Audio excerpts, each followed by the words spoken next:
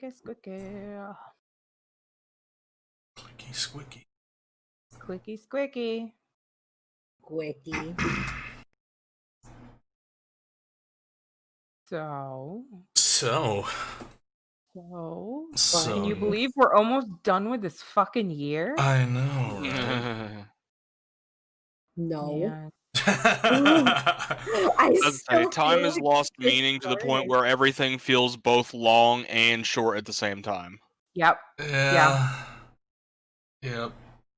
I can feel that. I feel that in my very soul. But yeah, I'm ready for the new year and all of that. New I'm stuff. I'm just ready to be able to go eat in a restaurant and get my hair cut. Yeah. Oh, right. Like, yeah. Those are things. Time is Comp irrelevant. jerks. I just want to be able to go get a haircut. I want a pedicure so bad. Right? My feet need it so bad. They look like witches' assholes. Oh no! Dear. You should No, get I mean, I'm pretty sure they're not that bad, but That's, that's how I feel. What does a witch's asshole look like? So My feet. I might be able to give you a little bit of run for your money in the gross feet department. Like, well, in reality, my feet aren't really all that gross. What It's kind just Asshole does Kevin's feet look like? right. Ogre. well, you know how Bigfoot's fur gets all matted? Oh, no! Hey, you're lucky. Due to gender stereotyping, it's not important if you have pretty feet or not. No, it's really just more just kind of. I don't know what my neighbors are I doing. do I'm sorry. moisturize and stuff though to keep them like not dry and crumply. Yeah. Like My witches' feet get dry assholes. and crumbly no matter what I do. Like, so I just and that's probably my biggest issue is I get calluses really easily. So without pedicures, my feet just, no matter how much lotion I put on them, doesn't matter. I have never had a pedicure, and the idea of it makes me feel very uncomfortable. It's very nice in all reality. That's what people say, but I don't know. I don't really like people touching my feet. Let's put it this way. Neither does my father. And one day we surrounded him. We were like, "Daddy, no, you're coming to Wow. us. You're gonna get one and like it. One of us. He goes, in my true father fashion, he just goes, "No, okay, fine." And he comes and he sits down with us and he does the pedicure, and the whole time he's just like amazed by everything that they're doing for his feet, that they're like taking off dead skin, like they massage you and they just take care of your foot, and that's the point of it. You don't have to get polished. And he comes out of it and he's just like, "Why were you girls hiding that from me this whole time?" All right, now he won't miss one when he comes home. I came close to getting one once when Neff was going in to get one. I was considering it, but then I decided nah, because maybe one of these days, but not anytime soon. And it's not even the thought of manicure, pedicure, age for ladies. No, fuck. Oh that. no, it has absolutely nothing to do with problem that. No, not a thing. My issue, at least at that moment, was like this whole place reeks of fucking chemicals, and if I have to spend an hour in here, I am going to bleed out of my ears and puke and die. Try to go to well-ventilated ones because I just don't like breathing in acetone. No, it's not pleasant. I was in there for 2 minutes, and I'm like, yeah, I'm gonna go to GameStop. And this wasn't even at a time when GameStop was even really a thing. Like, it was well established that GameStop sucked ass, but I'm like, I'm gonna go to GameStop. At least it smells marginally better in there. Yeah, I can understand that. I'm the one that I went, the one in the mall. It was just a kind of spur of the moment. But there used to be this place where we used to live that I used to love going to. Is it the place you took me to? Yeah, where like that place. as they called them, your and this is from their mouth, Your resident redneck Asians. Is literally what he would say. It was nice. Yeah, they were let hilarious. me bring Simon. They usually do, though. At a salon, they usually let me bring Simon to let him sit with me. Yeah. I'm like, listen, it's my emotional support dog. Leave me alone. No, they didn't care. They're like, you want to bring dog in? Bring in the dog. Yeah, they usually don't. I go there once by myself, and then I'm like, next time I'm bringing my Chihuahua. I see him back there too. Yeah, there he be. He be laying. All right, we gave those sons of bitches enough time. I'm ready to get rolling. Go for it. That's enough banter. That's enough fucking around. Now let's get to the fucking around. Hey, welcome to the Spookshow, Twitch's only horror movie talk show. Maybe. Yeah. I'm your host, Boone Scruffler. With me tonight are my beautiful co-host, Nefarious Nerdette, Sprinting Fish, and Kettle on Kyle.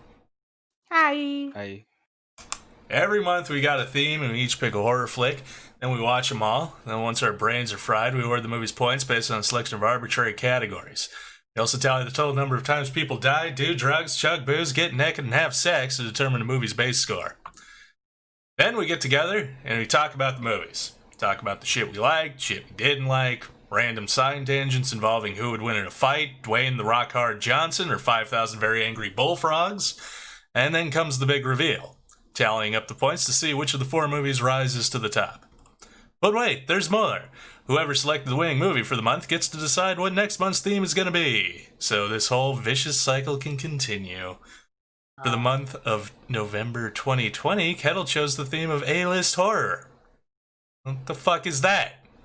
Well, it's the most succinct label I could come up with for Kettle's galaxy-brained theme.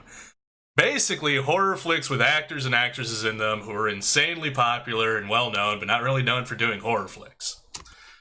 It's a dirty not-so-secret that horror movies are a breeding ground for actors who are destined for superstardom. Jamie Lee Curtis in Halloween, Johnny Depp in A Nightmare on Elm Street, some other guy who apparently has a connection to everyone on the planet in Friday the 13th, but I'll get to him in a minute.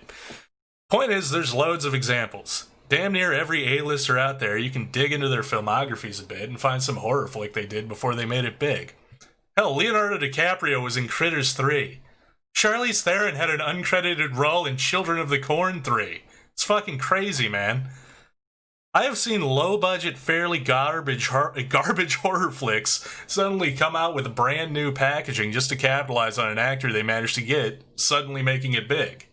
They might only have a single scene in less than 2 minutes of screen time, but suddenly they've got top billing for the movie. Because, baby, they're a star now. And that low-budget flick needs to make money any way it can. Now, typically, once these actors and actresses make it big, they pretty much kiss the horror genre goodbye. They don't need to stoop to that shit anymore. They're a professional, goddammit, and horror is lowbrow trash. But that's not always the case. Take that dude who was in Friday the 13th, Kevin Bacon. Dude's a superstar. He's made a name for himself well outside the horror genre, but he keeps coming back. Tremors, Flatliners, Stir of Echoes, Hollow Man. Shit, he wasn't just willing but incredibly eager to reprise his character of Val in Tremors for a TV show before it was preemptively canceled. A crime I've still not forgiven the Sci-Fi Channel for. He may not be the same horror caliber as a full-blown king of horror like Robert Englund, but he's definitely put enough amazing work in the genre to be given the title of Prince of Horror. And then you've got the latecomers, A-listers who manage to rise to the top without dipping their toes into the bloody mayhem of horror, but decide to wander in once they're well established. The through line is simple. Horror draws talent, whether it's been sanctioned by the masses or not. And it draws it for all the strangest reasons. Fuck, man, Sir Ben Kingsley was in fucking Blood Rain. Why? Because no one had ever asked him to play a vampire before and he thought it'd be fun. Samuel L. motherfucking Jackson signed on to Snakes on a Plane before even opening the script because he loved the title so much. And then you've got Eric Roberts, who's apparently so addicted to acting he'll take any job that's casually mentioned in his presence. Seriously, this dude has over 600 acting credits, and almost 70 of them haven't even been released yet. He's been in everything from big budget stuff like The Dark Knight to the classically awful A Talking Cat to the outright batshit insane Human Centipede 3 to a couple of fucking Ja Rule music videos. Like, what the fuck, Eric? Anyway, that's what A-list horror is. You got it? No? Great. Let's go over the flicks we'll be talking about tonight. From 1980, we've got He Knows You're Alone, the tale of a love-smitten weirdo who goes around stalking brides-to-be, bumping off everyone who gets in his way while doing his best Michael Myers impression, sans mask. From 1993, we have Leprechaun, aka When Ewoks Go Rabid, about a pint-sized terror who's got only two goals in life, getting his gold back and polishing every damn shoe in a quarter-mile radius around him. From 1997, we have The Devil's Advocate, about a hot shit lawyer and his hot-ass wife moving out of a hot-as-balls state to head to the city that never sleeps because some hot-talking, fork-tongued son of a bitch really likes the cut of the lawyer's jib. And from 2002, we have 1 Hour Photo, a film that makes a strong case for why the eradication of commercialized photo development was actually a good thing. But unfortunately, kids today think a darkroom is someplace you go to turn off all the lights and mope about your feelings, while not knowing how lucky they are not to have to fork over $20 to get physical copies of those out-of-focus shots they took with that disposable camera that cost another $20, so that you could then force passers on the street to look at them, instead of just instantly uploading the digital file onto Facebook to push out to your 4,000 friends and family, about 9 of them you actually know. Tag yourself, by the way, I'm Yoshi. So grab your autograph books and check your breath, because we're about to meet some A-listers. Oh, shit. We in. Now I gotta talk even more, because my movie's up first. Well, I don't have to. We can talk now. Yeah. My movie. Which was He Knows You're Alone. Which has, I feel like, so I chose this one because Tom Hanks is in it. This is famously the horror movie that Tom Hanks was in before he became famous. And I knew nothing else about the movie aside from that when I picked it. And, yeah, Tom Hanks is in 2 scenes. Yes. And doesn't show up until like an hour into the movie. An hour into the movie. I was watching this the whole time. I'm like, have I just not recognized Tom Hanks? Where the fuck is he? I kept thinking he was the other police officer whose face you never really saw. Yeah. That was always in the uniform. Yeah. I was like, oh no. But then it's like, oh no, he shows up. He's just there. Yeah, he's a guy. Random jogger, potential boyfriend for side chick. Mm-hmm. For 2 scenes. He doesn't even get killed. He's in a horror movie. He's not the crazy killer, and he's not a victim. He's just kind of there for a minute, and then he leaves. And we never see him again. Oh my god. So, yeah. Once I saw that, I was like, yeah, I don't think I'm winning this month. So, I don't know. What'd you guys think of this one? That movie took forever. It was a bit slow-paced, yeah. It took forever. I mean, it wasn't... Of course, it wasn't, like, the worst thing I've ever seen, but, like, I was constantly along the lines of, what is actually going on? Like, what... I mean, I think that ties into basically what I realized this was part of the way into it. This is totally a Halloween ripoff. Yeah. Yeah, it came out like a year or 2 after. A year after Halloween. Like, this is like super duper a Halloween ripoff. Yeah. Even the music. Yeah, the music. I was the little stings when he, like, the dude spends most of his time just standing in the background stalking. Though, and the main chick was a Susan Sarandon diet. Kind of, yeah. Every time I looked at her, I was like, it definitely isn't Susan Sarandon, but is it? No. which was interesting. Like, because again, the only thing I've ever heard about this movie is like, oh yeah, Tom Hanks is in it. Whereas, like, Tom Hanks is barely in it, but, like, the whole damn thing is very obviously a ripoff of Halloween. And it also makes a very good counterpoint to, like, why is Michael Myers got to wear the mask? Because if he doesn't wear the mask, we'd have to see the really ridiculous faces he makes when he's killing people, which this movie shows us. Mm-hmm. Yes. That guy makes some of the goofiest damn faces when he's murdering. Yeah. Fucking those were the great. Like, I very much liked the Suspiria. I'm having a brain fart on the music. Argento. No, like, well, the music was very Argento-y, but like when I was actually like thinking about it, mm-hmm. The POV of the killer is very very Argento-y. Like, yeah, it's kind of giallo type thing. Giallo, thank you. Yeah. But again, Halloween also had, because Halloween starts with the infamous POV shot of Michael Myers going into the house. So I feel like even that was kind of just lifted from, well, Halloween did it, so let's do that. It's true.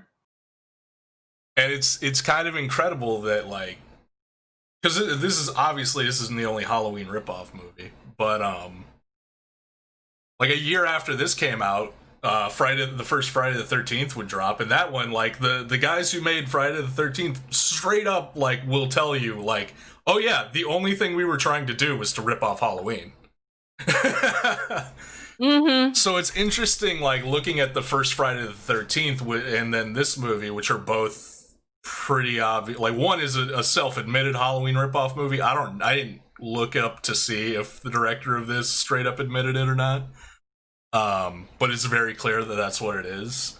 And seeing, like, what kind of worked and what didn't. Because, like, at this stage of the game, again, like, the only reason I hear about this movie is because Tom Hanks happened to be in 2 scenes. It doesn't even get mentioned as, like, a Halloween ripoff movie, from what I've heard. It's just the Tom Hanks horror movie. Oh, man. Whereas Friday the 13th, like, that's a franchise. Like, that exploded and became its own entity and thing. Which is interesting, considering they both kind of came from the same source material, kind of. I did like the opening scene, the creepy stealth kill in the theater. Like, that was actually...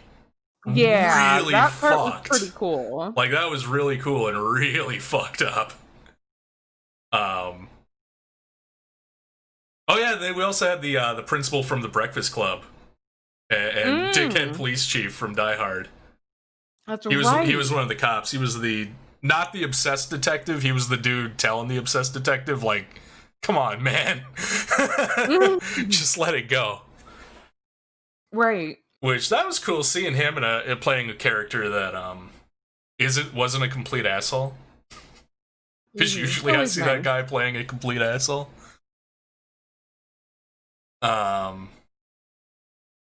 Yeah. Talking a hell of a lot. Chime in, fuckers! You liked it? Yeah, that's what I was trying to say, is because it was like Halloween. I figured something out about myself, and that's, I like a specific type of slasher, and it's apparently it's Halloween. Forefronted by Halloween. Yeah. And now this movie's gonna follow in a close second, because I think what was going on was that it was a slasher movie, but the premise of the slasher movie was, apparently, it seemed to me, some brother before the wedding day kills the bride because maybe he was in love with her, and then becomes a serial killer who just kills from what I understand, and like, the movie's got, like, this cyclical kind of story to it based on how it ends, but but the crazed serial killer guy was supposed to marry some chick, but she dumped his ass and was gonna marry the obsessed detective instead, and then on the day of the wedding he sneaks in when she's getting ready and kills her, and then that just becomes his motif. He goes around, like, stalking brides to be and then slowly bumping off everyone around her before finally taking her out. Right. And then it comes full circle after the creepy serial killer is killed, but then the lead girl decides, fuck this douche bro asshole that I was planning on marrying. I'm gonna bang the nerd and marry him. And then it's implied that douche bro has now taken up the mantle of being a smitten lover going around to kill brides. Although I don't think we got any sequel to this, so that's just kind of where the story ends. Sad, because I wanted one. I was like, I want to continue the story, and I was very, very upset. Usually, I don't like it when a character in the movie tells me how I should feel about another character, like just blatantly. Mm-hmm. But I really didn't mind the Taylor. Think of me, I'm your father. And the dress fitter guy. That made me so sad when he died. Yeah, he was cool. So he was a cool dude. He was so cool, and he loved his craft, and you knew he was just this old man who was probably alone, and he loved her and made her such a beautiful dress. And I was like, aw, don't kill him, fake Michael. Michael Sprite. I'm dropping shit. Ken, what was your takeaway from this? It was okay. It was very much kind of the Halloween ripoff, but I did like how it injected like a little bit of humor. I had a couple notes here, mainly that when the guy that works at the morgue first shows up, he grabs her and is like, hey, watch where you're going, when he gets ice cream on there. And it's like, sir, you grabbed her. What the hell? Also, like, not very cool. And then also the whole, like, oh, I bring you goldfish. Here, I bring you goldfish every time. And it's like, eventually that tank's going to run out of space. You can't be doing that every single time, man. Yeah, stop this, you lunatic. Yeah, my note on him was Marvin is clearly insane. It's a fun kind of insane. Like I liked him. I love how exasperated she was by him, because everything, and she's probably like, when they unfolded the story about the fish and you saw how many freaking goldfish were in there, I was like, she must hate him for having to clean that fucking tank. And yet she keeps putting up, like, that was some serious, like, you could make an argument that, like, Marvin, take a fucking hint, but in his defense, she's sending out such drastic mixed signals. She's like, no, I don't want anything to do with you. I'm not going to marry you. But at the same time, I'm not telling you to stop doing this stuff. And I kind of do want to be with you. And then also in the beginning, where the one girl gets stabbed in the movie theater, I thought it was kind of funny because she was not alone, but she was still murdered. Yeah. So right off the bat, we can't trust. So it's really equal opportunity. If you're there, if you're alone, not alone, like if you can just get away with it, that's what he's going to do. Yeah. But yeah, aside from that, kind of generic. Tom Hanks was like, "Oh, cool, baby Tom Hanks, there he is," but baby Tom Hanks didn't really contribute a whole awful lot to it. No, and it's so weird. I think it's like indicative of like, well, two things. One, how he's become as huge as he's gotten, because even in this, he's got that Tom Hanks charm to him, and it's on full blast. And also, he stands out, like, because of that, he stands out so awkwardly in a horror movie. Like, he was off doing, like, there's the horror movie Halloween ripoff that's taking place, and then his scenes happen, and it's like, alright, it's Sleepless in Seattle suddenly. It's like suddenly it's like an awkward romantic comedy, yeah. Yeah, he stumbled onto set and he was like, "Oh, hey, I'm Tom Hanks in a horror movie." Yeah, like that, and considering how shoehorned in his character feels, like I almost would believe that like he just came onto set one day and charmed the director into putting him into a couple scenes. Hey, what are you guys doing here? Oh, cool. Oh, you're making a movie? Yeah, hey, I'm trying to be an actor. Can I maybe sit in on a couple of scenes in the background? And the director's like, we're gonna invent 2 brand new scenes on the fly just for you. Just for you, Tom. You know how to be a snarky first-year psych major? He's just so adorable. His kid is adorable, too. Oh, and then I did also like that one scene where in the morning, like, the 2 ladies are all like hungover, but the little girl comes down and she's all like as well, but it's just because she had too much cake. Too much cake. It's like cake hangovers. You know, that happens too. Yeah.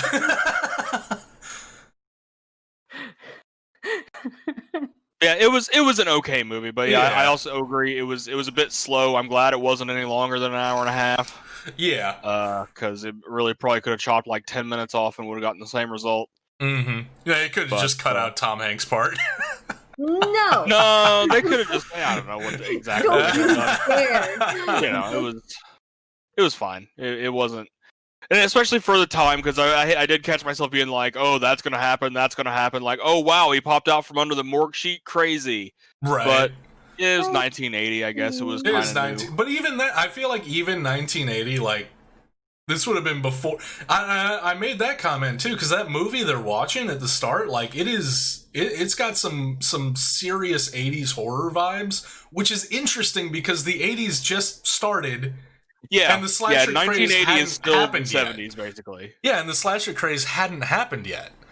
No. So it's kind of wild that they're watching this movie that, like, taken on it. Like, one, it's based on a famous urban legend, but just the way it's presented is like so 80s horror, and yet that wasn't like 80s slasher horror specifically, but that wasn't a thing yet. So like that was like when that whole opening scene, I was like, oh, okay, maybe this is like a ahead of its time type of like prophetic type horror movie, and then I realized it was just Halloween. Yeah. like literally, like it literally basically has the Linda Bob scene from Halloween, PJ Souls and her boyfriend fucking, and then she sends him to go get the beer, like when Michael gets the sheet on and pretends to be a ghost. Mm-hmm. Like, that scene is in this movie. It's just they changed around the details and like that was it. It's Halloween fan fiction. Basically. And I loved it. And, like, you know, at least Linda had the goddamn common courtesy to get naked and actually bang Bob before sending him off to get killed. Like, she just teases the shit out of that poor dude before sending him away.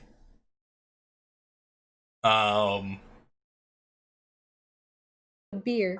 Yeah. I still remember, like, after watching it, coming out and looking at you and going, it was for Tom Hanks, right? It took me, like, most of the movie to realize that. Yep. I kept thinking he was the killer, and then I kept getting a better and better look at the killer, and I was like, well, shit, who the fuck is it? Like, that surprised me too, that, like, in scene 1 we see basically the killer's full face. I was like, that's different. And I'm like, that's definitely, I'm like, I guess I can cross off Tom Hanks as the killer, because that's not Tom Hanks. Yeah, I thought that for a few scenes as well. I was like, is he the killer? Because that would have been awesome. That that would have been really cool. A really cool twist. Yep. An hour into the damn movie. There he goes running along. It took Tom Hanks about as long to show up in this movie as it did the Anacondas to show up in Lake Placid versus Anaconda.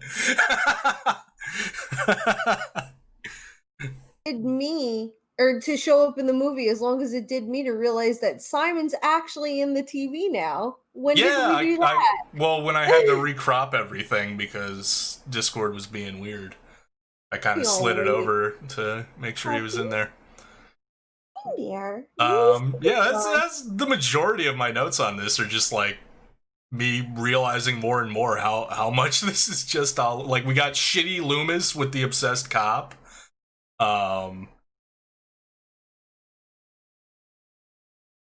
And then our shitty Loomis cop fails to implement the Loomis method when he finally catches the psychopath he's been after. He only shoots him once instead of 6 times. So then he winds up getting killed like a little bitch. He didn't even exclaim how many times that he shot him. No, he just go, "Oh, I shot him once." He just... No. What a disappointment. He should that's why he's shitty Loomis. Retire to a desk job. He's retiring to the grave. Yeah, I didn't have like that's basically my main takeaway from this was like, oh my god, it Halloween. And my god, it took Tom Hanks forever to show up, but he's delightful. I like him. Yeah.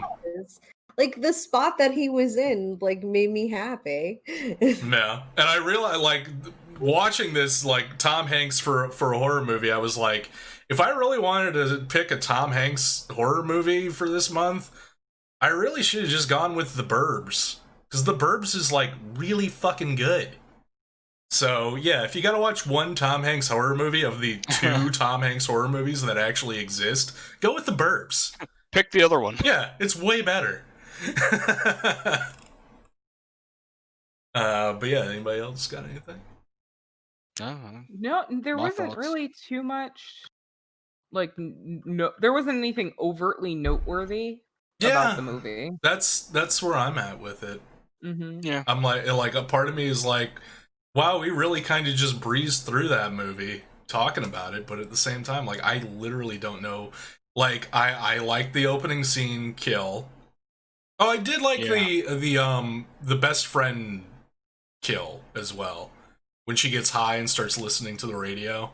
Yeah, that was kind of fun. Like they set up like maybe they're going to rip off the shower psycho kill at first, and then that doesn't happen, and then you think she's gonna be okay, and she gets high and starts listening to music on the headphones, and nope. And then the reveal of her severed head in the fish tank, that was really cool. Yeah. I did like that. Sleeping with the fishes. Yeah. Have to worry about feeding the fish for a while. No. Let's see. This got 0 categories from me. It got a poster for me. It was a cool poster. Because, like, out of all of them, it got favorite music for me just because I did kind of like the little, like, yeah, I don't know how to describe it. I just it was kind of catchy, and honestly, that's a category I have a hard time paying attention to in our movies unless something really stands out at me. But when when I was watching, I was like, oh, that's kind of fun. And I was like, well, I can't think of any other music, so that wins.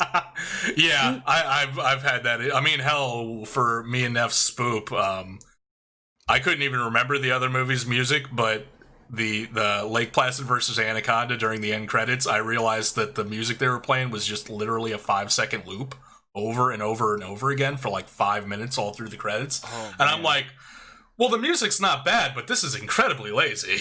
So fuck you, the other movie gets to win this. I don't even really remember the music from the other movie, but it wins. The reason why it got favorite poster for me is because it looks like a sim when it sees another sim like either naked or woohooing, and they just go, oh, and they get this like really exaggerated, terrified look on their face, and it's exactly just that. enough about the Sims to know what you're talking about. And it cracks me up. If you gave this a couple things. Yeah, I gave it favorite music and favorite kill. I really enjoyed just the Argento. I know it has the other word, I just can never remember it. Giallo.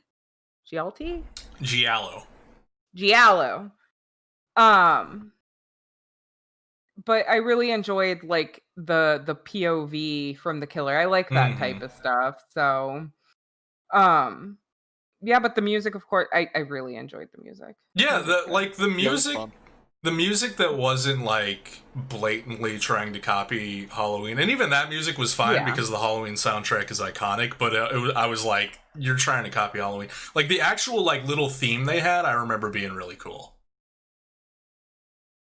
That they played, like I think they played it at the end credits and like a little bit at the beginning and maybe like once or twice in the middle. Like that little theme, like I really liked it.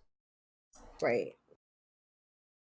I guess we can move on to Leprechaun, which was Neffy's pick.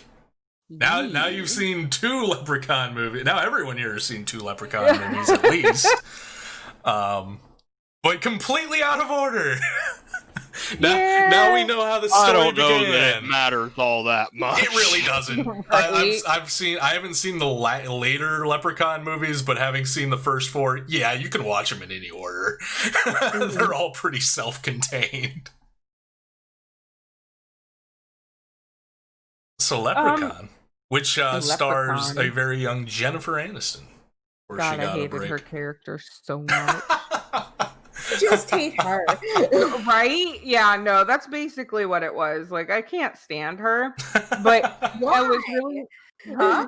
I need to know why. I'm genuinely curious as to why you don't like Jennifer Aniston. I think it's just simply because she comes off like as very snooty, especially in this movie. And I don't know. I just don't like her. I feel She's also the uptight one on Friends, I think. I don't know. I never watched that show, so I didn't either. Not enough to really tell for sure. She was in the beginning, and then they bring her down to earth. She's spoiled. Her daddy's rich. In Friends or this movie? Friends. I feel like both apply, honestly. Yeah, no, I can, because I remember the first time I saw this, I had very similar thoughts. I was like, God, I can't stand her. This time I actually wound up not being too bothered by her. I was like, you're fine. You're not a type of character that I particularly, enjoy, but you're fine. Right. Like as far as the performance goes, like she played the character fine. Mm-hmm. Yeah, the character was annoying. Yeah, and by design, she was kind of like that. Yeah, she succeeded. So what did you think of it, Naffy?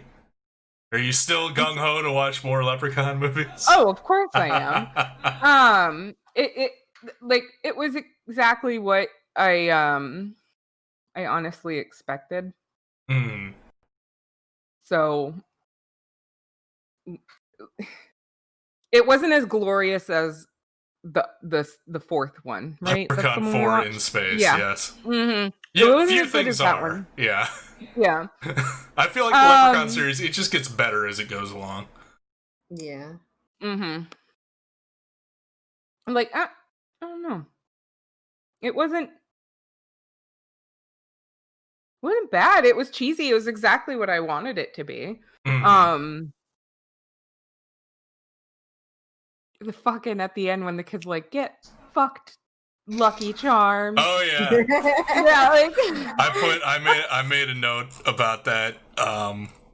Yeah, fuck you, Lucky Charms it might be up there with "This is the end, friend," as far as being on the top 10 list of most badass things children have said before absolutely killing something with cold-hearted brutality. From Child's Play, Andy at the end. This is the end, friend. Before he just annihilates Chucky. Yeah, you are correct. Fuck you, Lucky Charms is up there as well. It was really good. Like I really enjoyed it. Mm-hmm. Let me see. Sorry. So in Leprechaun, it got most entertaining for me. And it got favorite poster. It almost got comfiest movie because it's something just wonderful about a little man in a green outfit attacking people.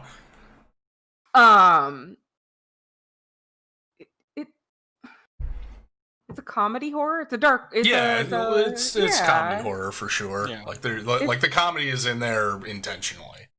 Yeah, and I'm sorry, my words are just gone today. Oh no. Jennifer Aniston, like so bitchy. I thought that is an accurate younger. representation of her character throughout the whole movie. Yeah. But she, like, I thought when I looked up the movie, I thought Jennifer Aniston was going to be like a little girl. No, She's a young much lady. older than I expected, mostly because I misread the photo that I saw of her in it, so I was like, whatever. I expect her to be old enough. I like the little kid and the grandpa the best. I really liked Grandpa. Not grandpa. I'm sorry, not Mr. the grandpa. O'Grady? Yeah, Mr. O'Grady. I liked him a lot. Oh, the old man, or the older man from the opening? Mm-hmm. Oh, yeah. The Irish dude who's like fucking wasted. I love that he rolls at the beginning. He rolls up in the limo, just drinking Jameson straight out the bottle, being like, "We're rich." Dude, and him and Leprechaun fucking killing the wife. Oh yeah, and then puppeting her. Yeah. Like, wow. But no, it was a fun time. It's one of those movies that I honestly like. If somebody's like, "Yo, I want to watch, Leprechaun," or "I want to watch something along those lines," like, I'm down, because it may not be scary, but by God, is it hilarious? Oh yeah, it's so great, and it's absurd. Like I found, because I've seen this a couple of times before, and I remember like not being particularly into it. This time I was so into it. Like, again, not to the same extent as Leprechaun 4 in space, and yes, I'm going to use the full title every time, but like, so many of my notes are just like the absurd fucking ridiculous shit that happens in this movie, and how much I loved it. Like, there's just the tricycle. Him just barging out of the garage, riding the tricycle. The pogo stick of death. That got my favorite kill. That shit was hilarious. Oh yeah, this movie got favorite kills for me too. Because yeah, pogo stick of death. The upgrade to the motorized children's car as a means of getting around. And then can tip over a truck. That can tip over a truck, and also he gets pulled over by a cop. Oh, that shit was so funny. Like, oh my God, it was so good. Like, it was just a montage of like moment after moment after moment of just things just ramping up on the absurdity level, and it was just gold. So speaking of that cop, I instinctively caught his name on his badge. It's Trippet. And then Trippet, Tripet. So I'm watching the credits at the end, and I found out that the executive in charge of production is Dave Trippet. He was the cop. Well, they used his name for the cop's character, or he played the cop? Oh, yeah, he also played the cop. Oh, yeah, and his badge was Trippet. That strikes me as a man who's like, yeah, I'll give you the money, but I want to be in the movie. Like, all right, how do you feel about getting killed by a wee lad? Yeah, he's probably like, yeah, all right, I'll do that. My dog's broken. The theme alone of this movie was enough for me to give it favorite music. I love the theme. I do like when the Jennifer Aniston and her dad show up at the house originally, and she's talking about how much it sucks and she wants to go rent a hotel and she misses LA and everything like that. I love how the dad tries to teach her a moral lesson about money not being everything just after bragging about how much money he didn't spend on the house. Money's not everything, but I should have seen the bargain I got on this shithole. Speaking of money, how much do you think it costs to be able to have cell service in North Dakota in 1993? Oh my God, yeah, right? Yeah. Oh, the 90s, when you could have a plucky, overly mature kid and a plucky, under-mature man-child teamed up and doing house repairs and no one would bat an eye. Like, that was a very 90s thing, right? Like, that was just shit you could get away with in the 90s. All of his stories. Yeah. They were one of my favorite, like, sets of that movie. Like, that was the Pee-wee dude. The one who eats the Pee-wee's rich friend. That kid, I've seen him in several 90s movies when he did look familiar. The time that I first watched this. What else was he in? I think he was maybe in some dog movie. I don't know. Some dog movie. Cujo. He was in Cujo. In the 90s. They came out with a lot in the 90s. Air Bud. Who was the beagle dog? I can't remember his name. My Dog Skip? Wishbone? Wishbone. No, Wishbone was the Jack Russell. So was Skip, I did watch that on TV. I loved Wishbone. Same. Shiloh. I think he was in a movie called Shiloh. I don't know if it's him for sure or not, but I've seen his face in a couple movies like that. Mm-hmm. The one with the pug and the cat came out. Milo and Otis. Well, no, I think a remake of that came out in the 90s because I saw it when I was a kid. Huh. I don't know. I only know one Milo and Otis. I honestly don't know. Homeward Bound, I think. Homeward Bound was definitely out around this time. Yeah. And Homeward Bound 2. No, but I definitely know the difference between Homeward Bound because that was my shit. I love in Homeward Bound, like, the animals talked. In Milo and Otis, I don't think the animals talked. They did. They did? In Milo and Otis? Narrated for them? I can't remember. Yeah, I think it was narrated, but they didn't have, like, specific voices. So little. Yeah, I'm not sure. I can't. That was because the one dog. I remember the one dog in Homeward Bound was Michael J. Fox. Yes, that was Chance. Yeah, Chance. And I forget who played Sassy, the cat. Yeah, I don't remember. I think they were all famous. The same kind of feeling was what I got when I watched this movie because, like, there was scenes that I so clearly remembered, like the Leprechaun Warwick grabbing Jennifer Aniston's leg underneath the car. Like, I clearly remember that whole weird so much scene. other stuff was a blur.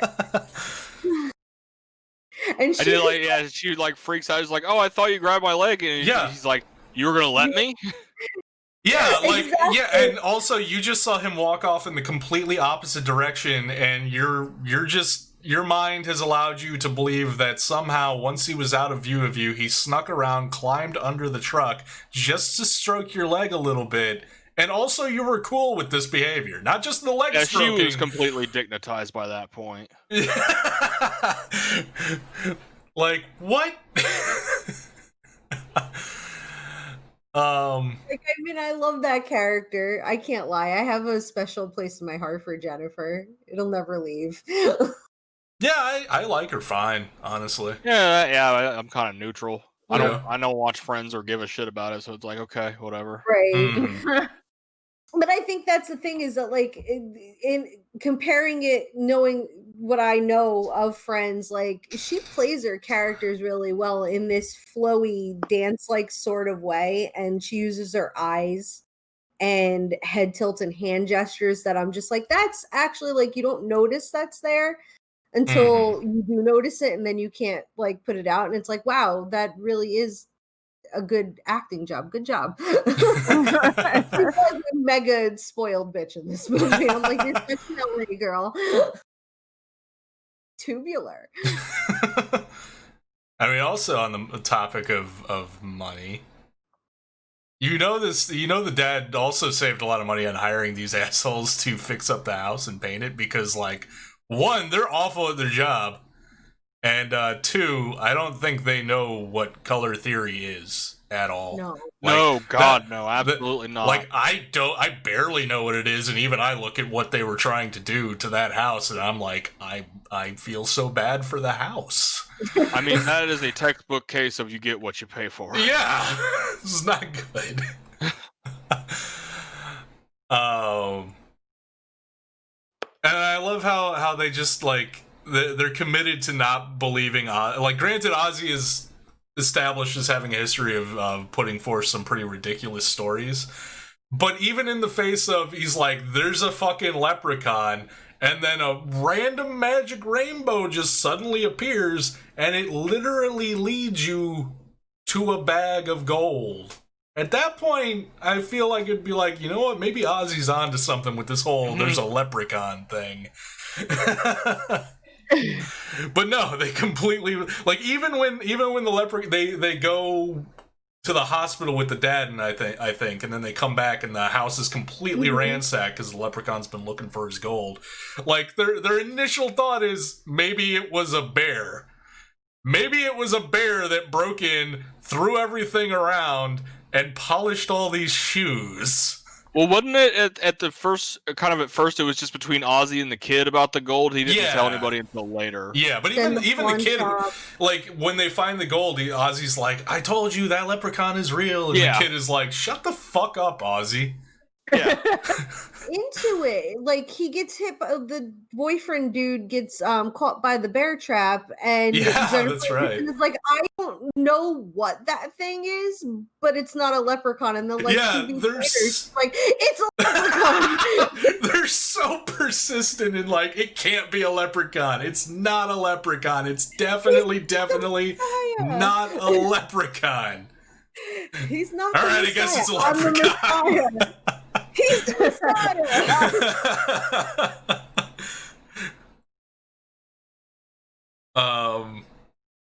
Yeah, the leprechaun shoe polishing compulsion, like, I don't remember that being in any of the other movies. Like, it was like a cool little quirk. I love that too. That was so when funny. they pull out all the shoes and just chuck all the shoes at him, and he's like, oh, just like panicking, panic polishing. Yeah. Warwick was pretty damn, like, I mean, like, he is just such an amazing actor in all in himself. I've seen him in that, Harry Potter, and a few other things. Willow. He played Wicket the Ewok in Return of the Jedi. I just love him. I love Warwick Davis. That role so hard. Yeah, he takes to this role like Robert Englund takes to Freddy Krueger. Like, yes, he's clearly having a lot of fun with it, and like the makeup effects and whatnot on him are like pretty solid. Like it looks good. Like, it's a good monster makeup. He came up with himself. What's that? I wonder how many leprechaun puns he came up with himself. Right, because he had so many. On the fly. He was just flooded with puns. It was. I did make a note of this movie needed a scene of Jennifer Aniston and Nathan Haight fucking the shit out of each other, because they definitely teased it enough. Also missing the scene where the dad brags about how little he spent on the house painters. I saved a lot of money on these guys. Yeah. You don't say. Oh, really? As it turns out, having Ozzy phone the police probably wasn't the best plan. No, when everything's going crazy. Ozzy, call the cops. Wait a minute. This was a mistake. Because he calls the cops and they're just like, oh, all right, Ozzy, sure thing. Whatever you say, bud. Like, they just completely ignore it. Because he immediately starts talking about leprechauns. Speaking of the cops and everything with them calling them, you know what was really cool is that the leprechaun mimicked voices, but he kept that to himself, like as a tool to use for his own mischievous. Like, it was never told to any of the characters, I don't think. I don't think so. I mean, they discover it because he does it at the beginning, right, with the dead wife, and then he does it later when Jennifer Aniston goes to the home to see see Mr. Old Man Grady, and he uses some subterfuge. But at least he's like he's learned a little bit, because last time he was just like puppeting a very obvious corpse, and it didn't really work out too well. This time he's sitting in a chair facing the other way.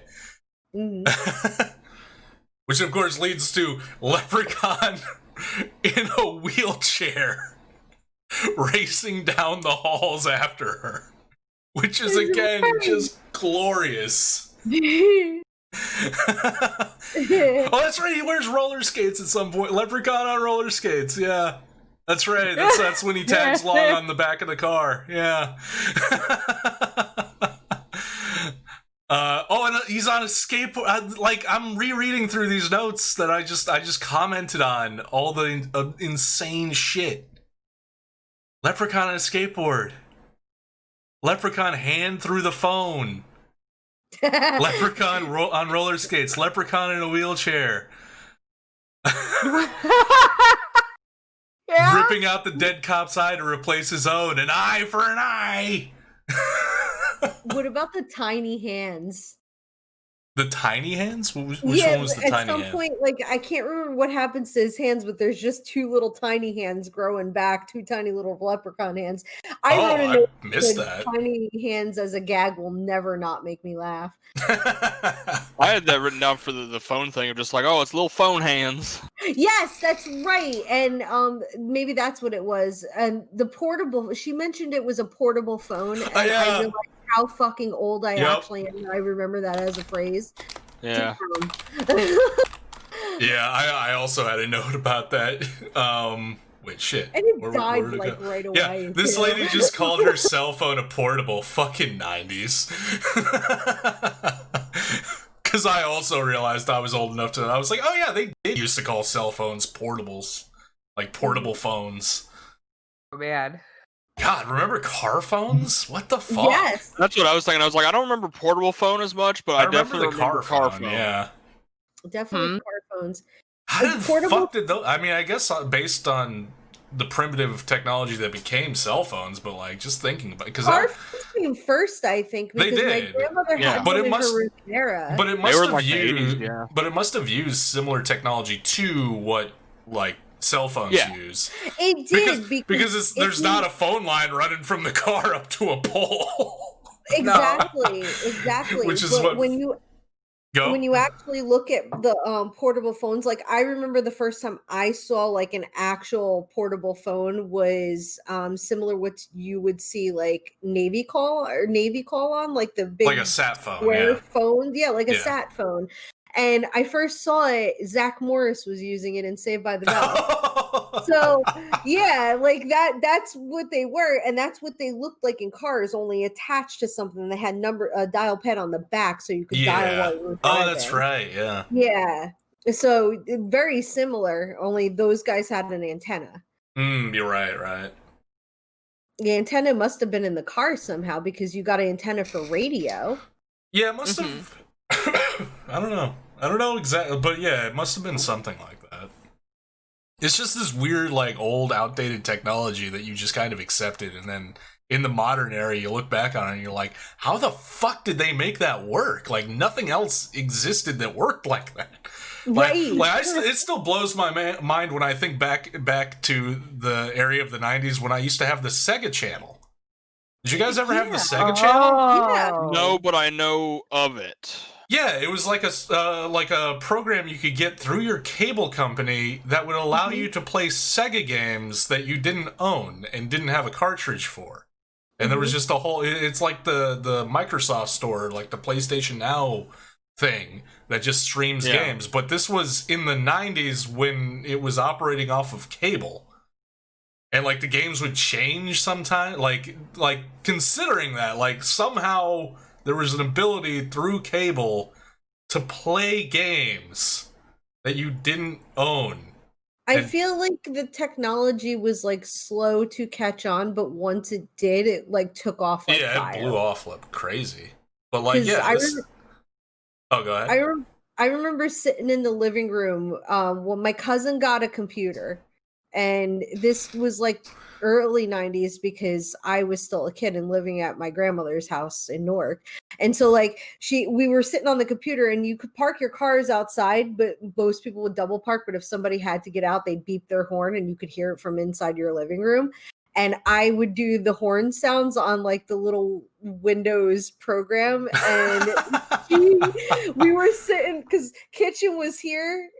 Behind the wall of the kitchen was the room that I was in, and I'd honk the horn on the sound clips, and she'd go running outside thinking her car was blocking somebody. Oh no. We tortured her, my poor grandmother. Dear God. But yeah, like this shit existed before like the internet was wide. Like the internet existed, obviously, but before like I remember having that channel before like AOL was a thing, which is just wild thinking about. Anyway, we've met our random side tangent quotient for this episode. There we go. We did it. Yeah. But no, I fuck it. I wound up enjoying this movie way more than I ever have. Anytime I watched it previously, like I gave it a lot of favorite kill, favorite poster, comfiest movie. Sleeper hit, because again I had seen it before, but this time it hit different, and I'm like, you know what? I'm surprised. Like this one surprised me, which is interesting considering it was a rewatch. Favorite music, because I love that theme. Favorite special effects, because the Leprechaun looked real cool, and the melting Leprechaun at the end was very, very cool. Yeah. And then also most entertaining, because I mean, just go back through my notes. Leprechaun on a tricycle, Leprechaun on a skateboard. Leprechaun panic polishing shoes as they're thrown to him. Fuck you, Lucky Charms. Like, yeah, take any of those for why I picked most entertaining. Yeah, for me it won favorite kill, comfiest movie, and favorite special effects.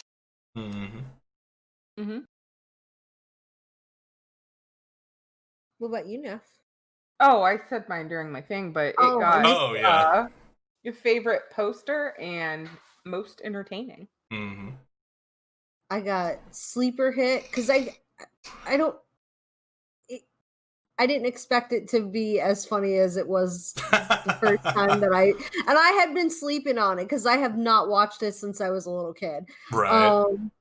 Favorite SFX because it was great, and most entertaining because I felt like this category usually is like what's got me like intrigued and on the screen the whole time, and you know, the majority of my votes are some other movie, and it might have been that too, but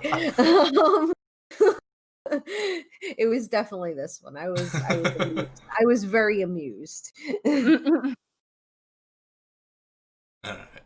Well, that brings us to the midway point. Do the customary break. Yes. Yeah, you do a little break. So we'll be back shortly. And to talk about last two flicks for this month, Devil's Advocate and 1 Hour Photo.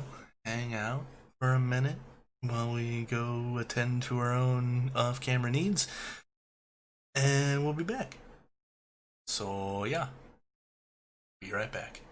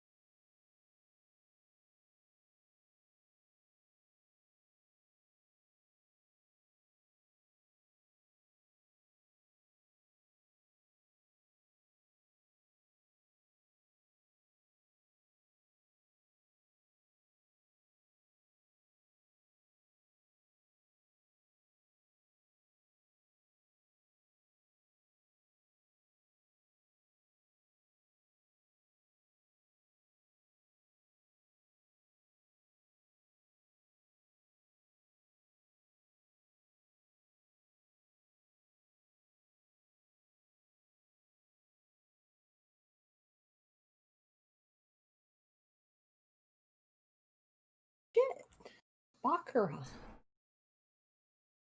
Back. Seen you in a while. Yeah, it's good to see you.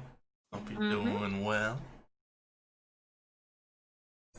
All right.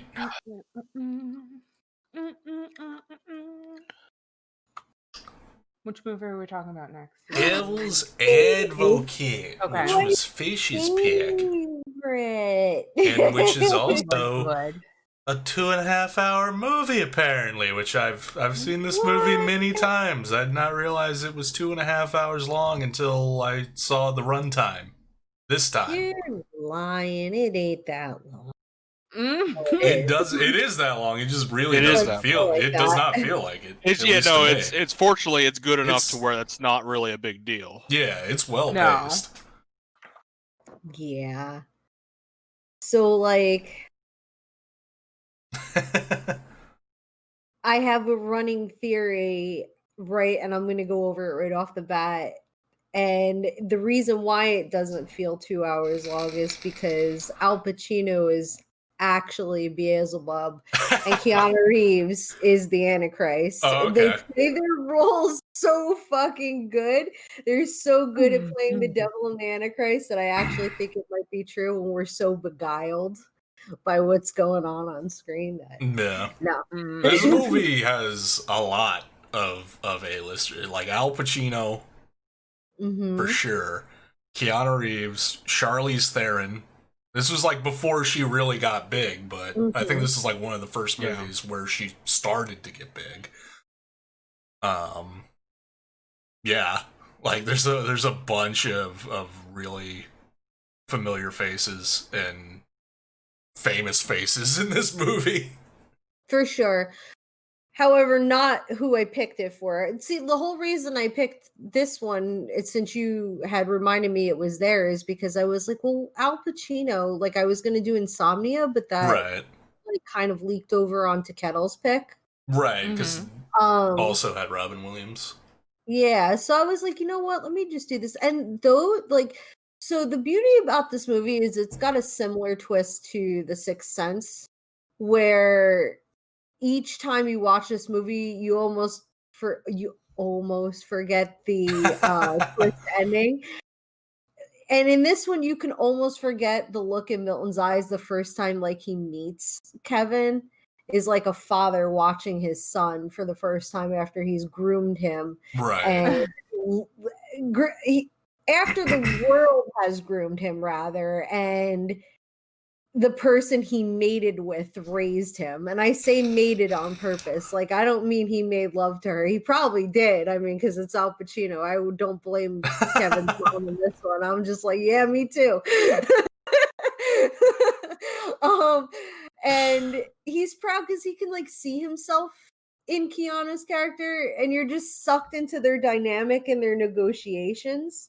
This also happens with many of the characters too. So as I talk about, it's throughout the whole thing. Yeah, the negotiation thing. Well, not even so much the negotiation thing, but the devilish manipulation. Yes, well, and that's the silver tongue. I'll just throw it under there because at one point he says always negotiating, or he goes negotiation, and Al Pacino's like always. Yeah, and then he flips it on him at the end. Yeah, absolutely. And like you'll hear me like when I'm talking about Mary and how fucking uncomfortable she is, and like everything that she becomes subject to before she ends herself. Like all those relationships, like it's throughout everything, but it's not as pointed as it is between Keanu and Al. Plus, you can't convince me that Al Pacino's laugh isn't the devil's laugh.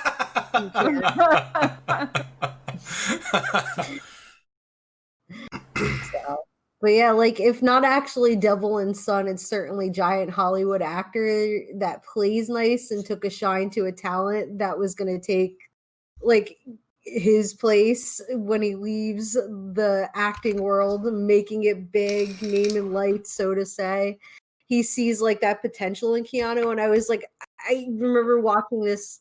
Well, actually, every time I watch this, I'm kind of like, I wonder what the scenes were like between cuts or between actually filming. Like, what was that like between the two of them? Because I really like their dynamic a lot. Yeah, they've definitely got good chemistry. Mm-hmm. Yeah, and then there's Mary, Charlize. That is Charlize Theron. That is Charlize Theron. Yeah, Charlize Theron is a fucking chameleon. She is. She's so fucking hot. She is. She is absolutely like this aesthetic. Like every bit of her aesthetic from beginning to end is so beautiful. And I remember distinctly, like, because this again was toward my years where I was becoming and maturing, and I was like, oh, I love that because she's got the curly hair and she's just the soft round cheeks and the little dimples in her like I love her so much. And I wanted skimpy black dresses, a full set of pearls, my lipstick stained. I wasn't mad. I wasn't mad at her. I loved her in this movie. Yeah. I'm just going through my notes. You guys can interject. Okay. I fucking loved the movie. That movie was amazing. It was. Was this the first time you saw it? Yeah. Oh, damn. Really? Yeah, this was first time for me too. Oh, nice. Nice. I like it. So, what'd you think, Neff? I thought it just was amazing. I loved Keanu's like kind of Southern-esque like charm that he had. I love Keanu Reeves. I loved the accent would pop up from time to time on certain words, and you're like, it's like, oh shit, he's like actively doing that. Yeah. It's because it's a subtle accent, but it's there. I mean, which is very cool. Hi. Again, this like I take it back to like what I said. I think when we Fish originally picked it, like this was from an era where for some reason the general consensus was Keanu Reeves was like a one-note wooden actor, and he wasn't particularly that talented, except for this movie. Like that would be the one like saving grace people would pull up. It was like, well, he was really good in Devil's Advocate, but everything else, and it's like. Now we realize, no, Keanu's been good the whole time. He just made some bad movies. Yeah, that was the general consensus, but I liked him the whole time because I think after this, I went and saw him play in Hardball, where he plays the coach for all the little kids in the projects. It's adorable. Oh, I remember that movie. That was such a good movie. I never saw it, but yeah, I know the one you're talking about. Love Keanu Reeves. Never mind, I lost my train of thought. Go on. There's a side thought about the movie Hardball. The one kid can't pitch, like he gets nervous, but he can't pitch right unless he's listening to Big Papa.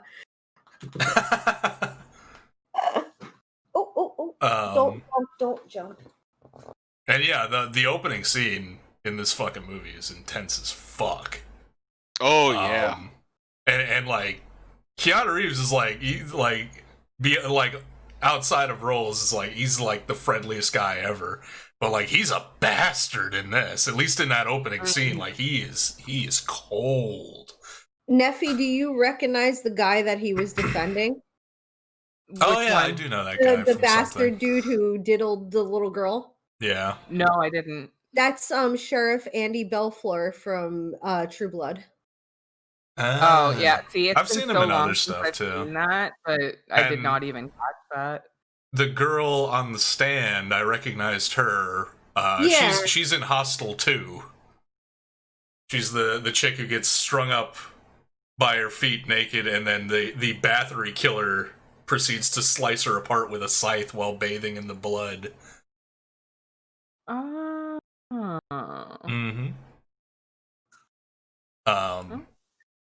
And then yeah, this came in as a note because one, it's something I've been keeping track of like when people take drinks of alcohol. And I've mentioned it before, a lot of times when there's scenes in bars or parties and it's like people are holding liquor, but they're not drinking it. The scene in the bar here there's so many people drinking. Like, this is the inverse of... Yeah, they were going shot after shot. Well, just random people in the background, because I keep track of that shit, too. Like, my eyes are darting all over the place, and usually people are just holding stuff. This one, like, oh my god, so many people are knocking back beers, or taking sips of drinks. In multiple scenes, like, when there's alcohol present, you see it being consumed. And it was especially noteworthy because... I binge-watched all the movies for this show, and then also the 2 for the Spook in the same weekend. And Lake Placid versus Anaconda also had a bar scene with extras in the background drinking. So it was especially noteworthy because I'm like, 2 movies basically back-to-back where it runs counter to what I've noticed.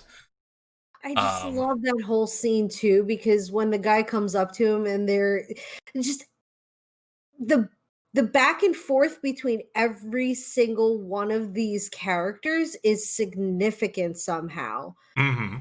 It's just, he's like, oh yeah, it's a good job he sent you, who's pulling the trick on me? And he's like, no, here, look at the numbers. And then all of a sudden you just see Keanu's eyes just went white.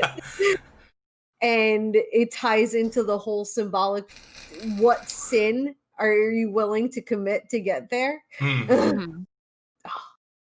I have so much. I'm going to interject too. As no, that's totally, I mean, that's what we're here for. Just to take us through, because it was so long and there were so many good fucking scenes. Yeah.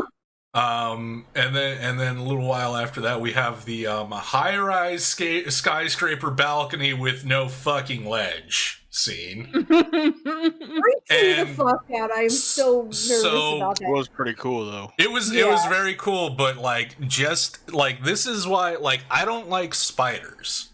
I'm not arachnophobic. I don't like spiders. I don't like large spiders near me. I'd really rather not have them around. Yeah. Yeah. But I can watch movies with spiders, and I'm fine. I can play video games with spiders, and I'm fine. I also really don't like heights. Mm-hmm. Watching that scene, I was anxious as fuck watching that scene. Like, I'm pretty sure that is a clear distinction that, like, yeah, I just don't particularly want big spiders creeping around near me. Mm-hmm. But I am genuinely afraid of heights.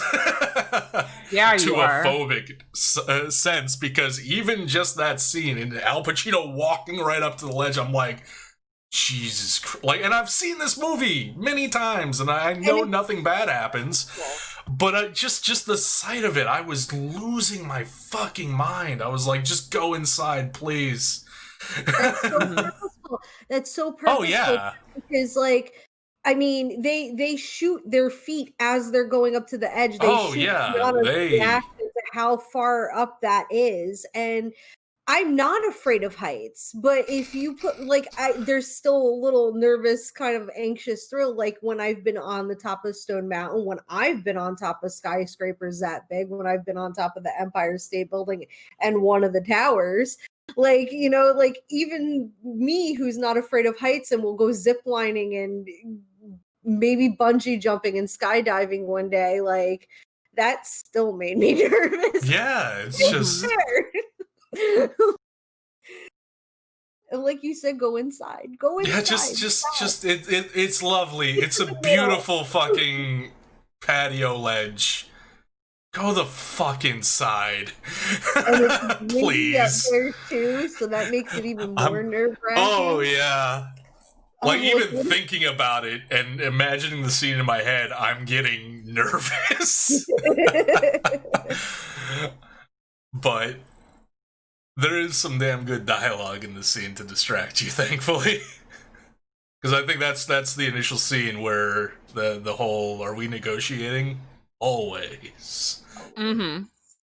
And yeah, the whole movie has like per capita probably the most monologues Al Pacino has ever had to give, and they're all like really good. And he's just chewing his way through all of them. My favorite's a short line. I'm the hand up Mona Lisa's skirt. Oh yeah. I was like, oh shit. But yeah, it's very it's got a slow burn to it, and it's very low key horror for the most part. Like it takes a while for the real horror, like the demons, to start manifesting. But I was entertained the entire way. Oh yeah, it's captivating the whole way through. Like, so the point that like that stuff kind of like it's really obvious that it's like, oh yeah, he's like I don't consider Al Pacino's character being the devil really a twist, because it's broadcast almost from the start, and gets more and more explicit as they go along. The fact that Keanu Reeves' character is his son, and he wants an Antichrist child, like that's the twist. Yeah. Not even a first one, a second one, or maybe even like the 10,000th one. Yeah, that blows like my an mind. Actual one from like his two greatest children, like male and female children, that he's kind of pulled into his circle and like really groomed. Because the insinuation is that the picture behind him are the lost souls of all his other children, and they're moving is it? Is that what that is? Yeah. I do, like, I forgot that was there until it started. Like, you see it, but it's just still, and then at the end it comes into focus and starts swirling around. I completely forgot that was a part of the movie, but like that thing is so cool. It's a perversion image of who is it? Michelangelo painted it, the touching of God. Yeah. It was a perversion of that. Okay. And the religious perversions that are in here, like, I don't necessarily condone, and I'm not like a masochist towards the Catholic religion, but like the devil as a figure has always been so charming and so much more relatable than a god figure to me, and I just think that like stories of the devil are the most interesting to me. And oh my god, like he's so crude and charming. Like, where do you fuck? Everywhere. I'm like, yeah, you do. Get it, Al. That's when I'd be like, all right, I'm not going to sit down anywhere in here. Oh, yeah, no. Put my hands in my pockets. Lawyers, they totally will. Yeah. They're lawyers. They totally will. Because what will they do? What kind of sins will they commit to be able to get what they need? Did you guys catch how naturally Mary's uncomfortable with the double kiss from Jackie, the wife, when they first get into the apartment? Oh yeah. So naturally, I mean, she's just so uncomfortable and awkward. Yeah, it's very clear from the start that or very shortly after they get there and they start seeing like the way, like the New York life and the rich New York life. Like, it really, like, her and Keanu's, like, Al Pacino sets it up from the very first meeting where it's like, how do you handle pressure? There's two types of people. One person, they're motivated by it, and the other person crumbles and withers away. Right. And that's, Keanu is the one who's driven by the pressure, and Charlize's character is crushed by it. Absolutely. You're right. She reminded me of Princess Di. I know I'm You're going on a kick. No, really, like I do have my eye on the royal family because a new episode or new season of The Crown came out. But I've always liked the royal family. And the way that Diana was treated, like where they're systematically being overwhelmed to the point of like, and I'm going to use the term, I know you don't like it, Boone, but gaslighting. Like, because they make her think she's the fucking crazy one, and they're using everything in their power to make her think that, and that's exactly what that's insinuated it is. Like, the paint on the walls, having to do it all by herself because her husband's working, stuck doing the home stuff, and I think she would be happy to do that, except for she's now a small fish in a very big fucking ocean. Yeah. And before they were the big fish in the little pond. And so she's just like, what do I do? And I think she would be fine if she had him to lean on, but she even predicts it as she goes more and more into her madness that, like, you know, basically just that she's the one that has to handle everything. And it's almost secondhand to Kevin's own getting gaslit by Al Pacino. Yeah. And it's also with two very different designs, because Al Pacino wants his two children to fuck and make him a grandbaby, an Antichrist grandbaby. And in order to really stir that along, that means Mary's got to go. Yeah. So the corruption of Mary was always intended to eliminate her. And that's probably why she got to see glimpses of demon faces so early on. Yeah. Yeah. And like when they're in the clothing store and the neighbor wife strips down and she's pulling her shirt off or her top off, like you see that shimmer of the demon face. The hands all over her body, touching her breasts, moving down into her abdomen, and then the got it. Like I just showed you that. Yeah. And it's a little secret between us. It's such, and she's just so vulnerable that hurts her. And she's like, holy shit. And also the manipulation of her changing her appearance, which is another thing Al Pacino does in a very silver-tongued manner. It's like, oh, you should put your hair up. And also, like, yeah, blonde isn't a good look for you. You need to go dark hair, which is inverted to the physical changes that we see much more subtly and kind of in the background of Connie Nielsen's character. Whereas suddenly her hair is down. Suddenly it's curly. Suddenly she's looking a lot more like Charlize Theron did at the start of the movie. Yes, she's just further to be like, yeah, let me change you away from what he likes in you while changing this other mate that I have chosen to look more like her and even sound like her. Because there were some moments towards the end where suddenly, like, she doesn't have the European accent anymore. Suddenly she's got a southern drawl bleeding through a little bit. Like, it's really subtle. And all of that was by design.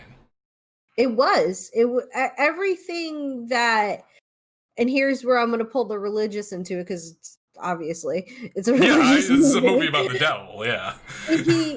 So there's the idea, like, that he doesn't put the gun to your head and say, you know, you've got to do this. He plays on the choices, the free will. Like, but he's going to use everything in his power to make it seem the manipulation. Like the best thing ever. Yeah, to guide you to the choice you want. Yeah, it's so, like the djinn in Wishmaster. It's like, I'll grant your wish, but I'm going to do it my way. You're not going to like it. But I granted your wish. You can't be mad. Everything is pointed that he does. That's why I'm like, everything is significant in this movie. Like, every interaction is so significant. And then it leads to the scene where she has that fucking dream. And I think that scene is an inspiration for a lot of fucked up shit in my head. Especially the way she gets up and sees herself walking away. Like, I can't stand mind games. They make me so nervous and agitated because I'm like, oh my God, it's just the repetitiveness of it. She sees herself get up and walk away as herself. Right. And then she wakes up again, and not being able to wake up for a dream freaks me out. Yeah, because that's when she finds the kid, right? The evil dream kid. Yes. Yeah, and that's right. So fucking it was, and he's holding her ovaries. Yeah. I don't think I ever picked that up the last few times I watched this movie. Yeah, I don't think I fully grasped exactly what was going on there, but this time I did, and I was like, "Oh shit!" The whole promise is we're gonna go up here. We're gonna be able to afford like building a life. We're gonna build a family. We're gonna together. have a family, yeah, and then that's and taken.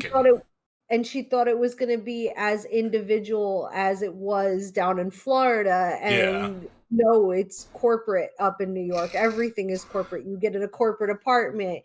You get a corporate suit, you get corporate dresses, you get a corporate hairstyle. It's just a different world for her. And then he says the most heartbreaking thing ever. They took them away from me. They took my ovaries. They took them. And he doesn't believe her, and she can't pitch her case to someone who takes the most hopeless cases, like a guy who diddles fucking girls. And that just breaks me every fucking time I watch this movie. It breaks me, and I'm just like, was that before? That was like right before the really fucking bizarre, but also really hot sex scene. Yeah. That's such a wild, like the editing in that scene is masterful, because like the intercutting between Charlize and Connie Nielsen is like, it's flawless. And it just builds to just how surreal that whole fucking scene is. Yeah, and it lends to that whole she's becoming Charlize's character. Yeah, again, she's in his head. She's teasing him. It's like, yes, you have her, but don't you want me? And he does. Would you prefer if it was me you were fucking right now? Oh, and then, yeah, randomly fucking Don King shows up in this movie for a random scene. Remember Don King?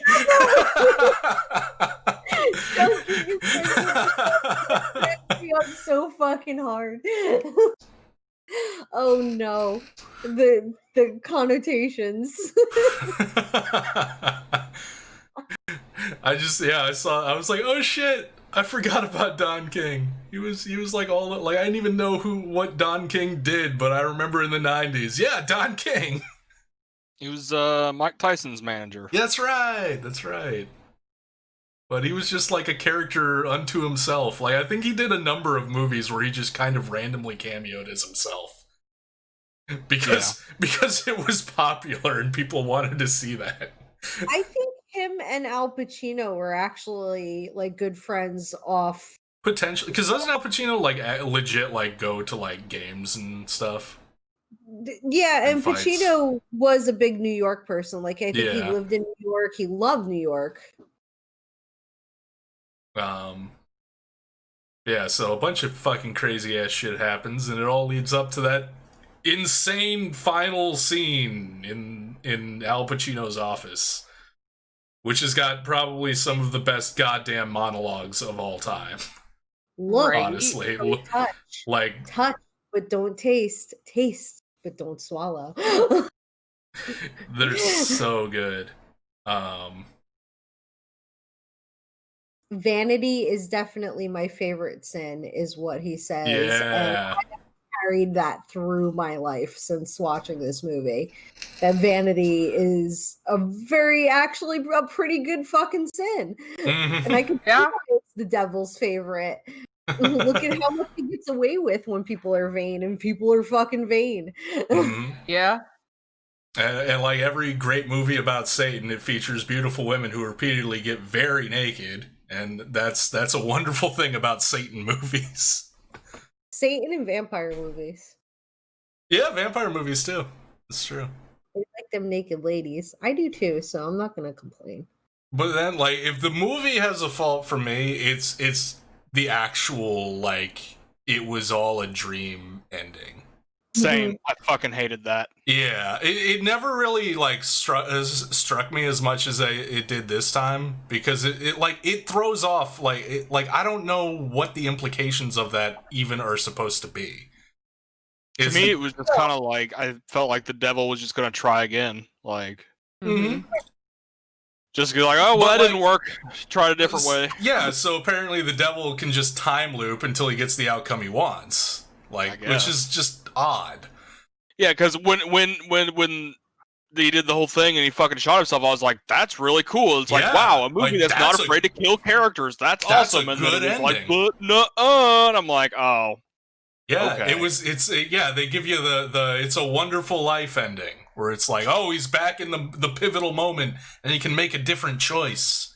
So yeah, even that different choice doesn't matter because like Al Pacino like teases him in a different way and he's gonna get at him from a different angle and it's like exactly. Keanu Reeves is just stuck in an infinite time loop until he fucks Connie Nielsen. And there's only gonna be so many times that he's not gonna be able to fuck Connie Nielsen because she's really hot. So I'm not going to excuse it in any way, but exactly everything you just said is kind of the point. Like, he is who he is. He's the Antichrist. He's the devil's son. That's already established. So he can't escape the destiny. And the devil is technically, Satan is infinite. He's just as infinite as God is. He was an angel. He is an angel. He's just fallen. So I think he's finding his way in different worlds and different ways and different timelines to be able to get exactly what he wants. Because if not anything, the devil's fucking persistent. but at the same time, if it's all destined, then that throws free will out the window. Exactly. And so much of the movie is about free will, including the ending before the ending. And so you have the argument that every theologist has been having for years, like, if God gives you free will, or if God's supposed to predestine, then how does actual free will, like we're said to have been given by God, actually exist? And you actually see the contention between God and the devil himself, like, right, is basically, hey, I wanted free will. You created these humans. That's great. But you gave them free will. And that's kind of interesting. I want free will too. No, boom, you're cast out of heaven. Right. So that's very Catholic of the movie, but was it a good ending? I don't think that I didn't think so, but I don't know if they I think it was an attempt, a failed attempt, but an attempt to show that. And how do you show something that big? It's like kind of trying to do montages. They're never good enough because you can't really, that's not how it works. But and this is why I think it's just a bad ending, is because it introduces so many unanswered questions. Such as, okay, so is this movie very, very late in its 2.5-hour runtime suddenly throwing multiverse theory at us? And what are the implications of that? And there's just so much that it that ending causes to be a problem, as opposed to the much more satisfying, although albeit pseudo downer ending, because Keanu Reeves bummer dies. Ending, but it's okay. It's okay for something to have a bummer ending. And it's not even necessarily a bummer ending, because even though Keanu Reeves shoots himself in the head, it was still beats defeating the devil. Yeah. The devil loses. So it's actually the good ending. What we got was the just confusing non-ending. Due to that last scene, which that's the one fault I have, and everything else about this movie is just top tier. It's just that ending. It never hit me before, but yeah, that ending just. So as an ending, I agree completely. It's bad. Shit. But at the same, it's terrible. But at the same time, I'm also not going to complain about Al Pacino staring into the camera and then doing a devil laugh as paint in black. Favorite sin, which is again my favorite line, and doing that and then laughing, and I was like, okay. and then we do get a banger end credits song, and the end credits with all the flames going on is probably one of the coolest end credits segments that I've seen. Yes. Even though it's literally just fire, but it's very cool. So that's Literally why 5. it got my favorite music, because it is that plus classical music. I like classical music. It got my favorite kill, which was Charlize slitting her throat, man. She was like, that I'm was a out. wild Bye. scene. I'm done with this shit. Goodbye. Favorite story, because I love the whole storyline of, oh shit, like I went to New York, and what I didn't tell you is that I got charmed out of my panties by this man. Little old me in the church choir. Comfiest movie, because I remember watching this over and over and over and over again just in Ye's living room, and it was one of those movies that like this Catholic woman from the 1919 watched and enjoyed. I think it was mostly because of Al too. So and scariest movie, because just like The Exorcist, that will never stop in some way freaking me the fuck out that the devil is that persistent. And that I've been taught that. I'll stop talking now. I'm sorry. You didn't go through. You were going through your categories.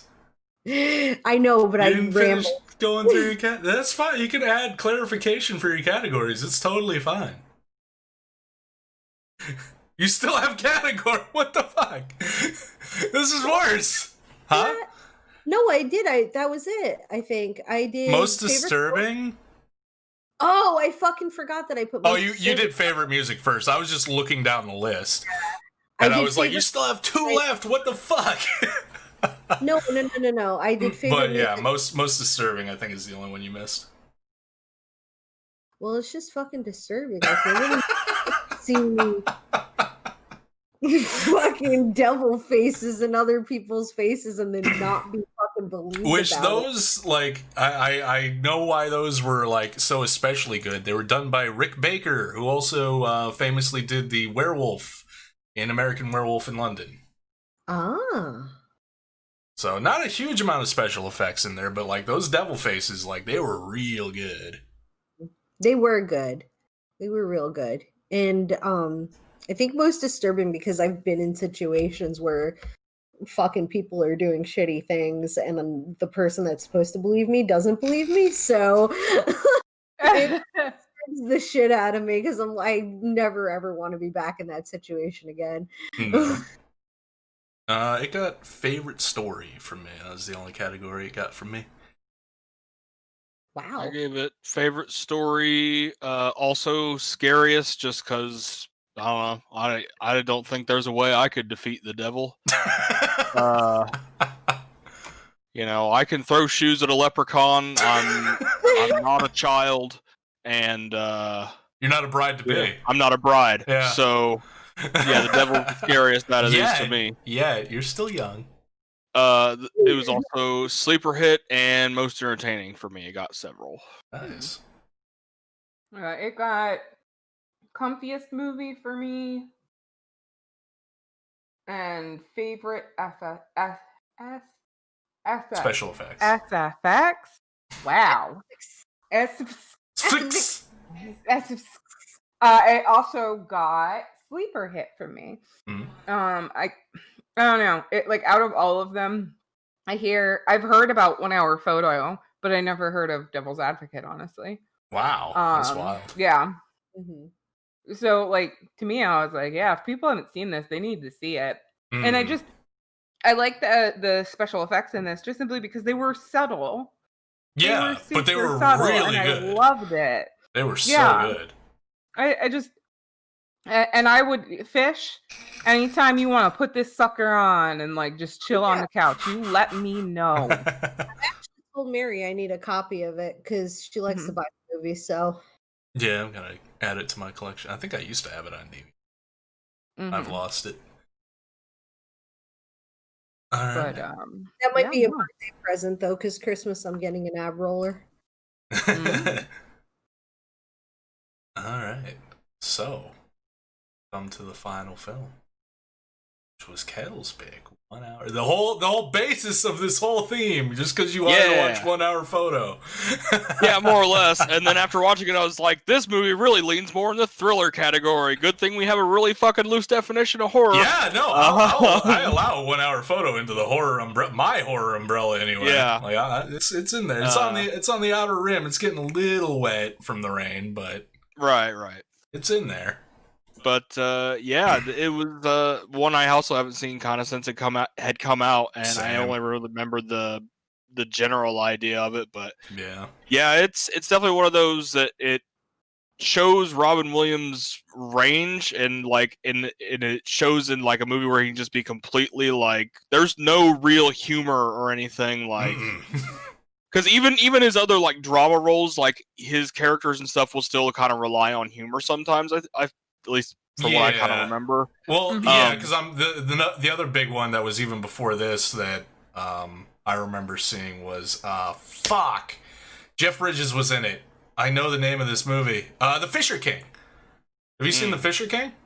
No. Oh, it's good.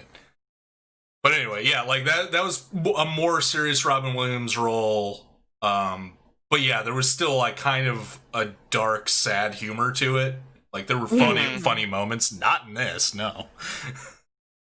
Yeah, because this is just him being completely weird and obsessive and all the thing. And there's just the times where he just like shows up like, hey, I just happened to be around, and I'm just cringing like, oh no.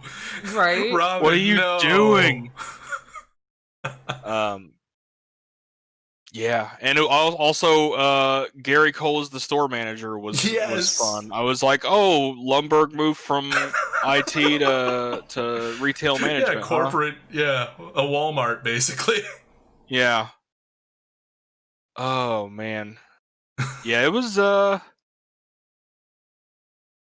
overall it was good, but just like it was a really uncomfortable movie at a lot of times. Yeah. But I mean that was the point. Yeah, oh for sure. Let me see here. Oh, that scene where he like imagines himself just going in and walking around the house and doing all the stuff. Oh yeah. Oh my god. And then like he's just sitting there taking a shit, and I'm just like, I would love it if it was like a real thing and the family just comes home and it's like you're trapped in there. That was so awkward. It made me so uncomfortable. It was very uncomfortable. It's like, no, what are you doing? Please stop. It and it just kept progressing because at first he's doing subtle things, and then it just cuts to him pants around his ankles taking a shit. It's like, what are you doing? It reminded me of Breaking Bad. I don't know why. There's like a weird, like, there's no real distinctive like connections thematically or. He was very like. But there's a vibe. Maybe the cinematography a little bit. The that clinical kind of, like Walter White's, but like not as I hesitate to say the word justified, but not justified like Walter was, but same type of character, like bold enough to do the things that they do. Right. Yeah, I can see that. But let's see. I did enjoy when he did finally get fired from his job. It was like, okay, you're clearly unstable and everything. You're fired, but I need you to finish out the week. Right. I'm like, what? That's a very corporate thing. Like, if you're gonna do that, fire him on the Friday, man. Come on, it's amateur shit. And Gary Cole should know the proper procedure to get away with this. Let's see. Oh, there's the whole the lady that the husband was cheating with was just like, yeah, I'm gonna let's take all these photos of like me and this married man. Like, granted, it's like not gonna be having an affair. It's like, wow, let's document all this, and I'm like, wow, y'all are really awful bold. garbage people. Yeah. That's really bold. But also shout out to the lady that just took a bunch of pictures of her cats. Internet person before our time. Like, I like that whole montage of types of people that types of people, yeah.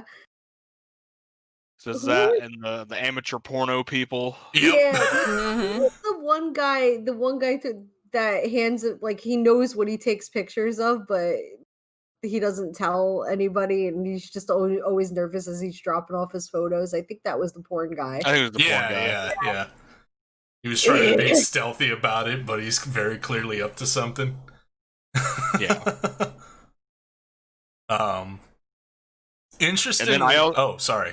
Oh, I was just gonna say, and then I like towards the end, hit Sai's use of social engineering of like getting up to the hotel and like pretending to be other people and everything. Oh yeah, it's a very, very like textbook like example of it, and I thought all that was like really, really cool. Also, why did he have the key to the knife case at the store? He was in the photo guy. He doesn't need that. Yeah. Clearly Gary Cole was running a very loose ship. Like, it took him way too long like to everybody notice gets one. That Robin Williams was apparently just printing out thousands of unpaid for duplicate photos for an extended period for I think he filled up that wall. Yeah. So however old the kid was, like, that many years is how long he's been doing this. And he kind of like makes a show that he should be the one in charge, because like there's that whole thing where I guess the printing breaks down and there's too much cayenne in there. And the color shift was off by like a tick. Shift 0.2 on cyan, and he's like, dude, no, he's like, nobody gives a fuck about that until it's at least in the 20s. He's like, you call, I gotta be whatever at 3:00. You call me in here for this shit, like. That maintenance guy was pissed. Oh yeah, I wrote a note on here that scene that said cyan is sus.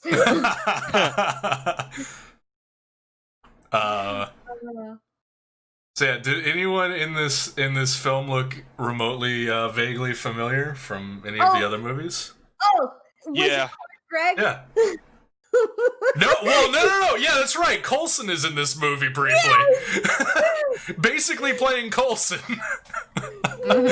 Only without superheroes around him. But yeah, Clark Gregg's in this basically playing Coulson, which was delightful. I didn't realize that was him the first time I watched it, because obviously I'd never seen him in anything before. But the mom in 1 Hour Photo, that is also Connie Nielsen, the hot stepsister of Keanu Reeves from Devil's Advocate. Yeah. This is around the area where like she was kind of I don't think she ever like blew up hugely, but like she was in Gladiator. She was in like a bunch of movies there for a minute. No. But yeah, no, we had a random mini Connie Nielsen month, which is fun because I really like her. It's actually pretty badass. Yeah. Excuse me. But yeah, I wish she would have stabbed her husband though for being a cheating piece of shit. Yeah, no, that would have been nice. Mm-hmm.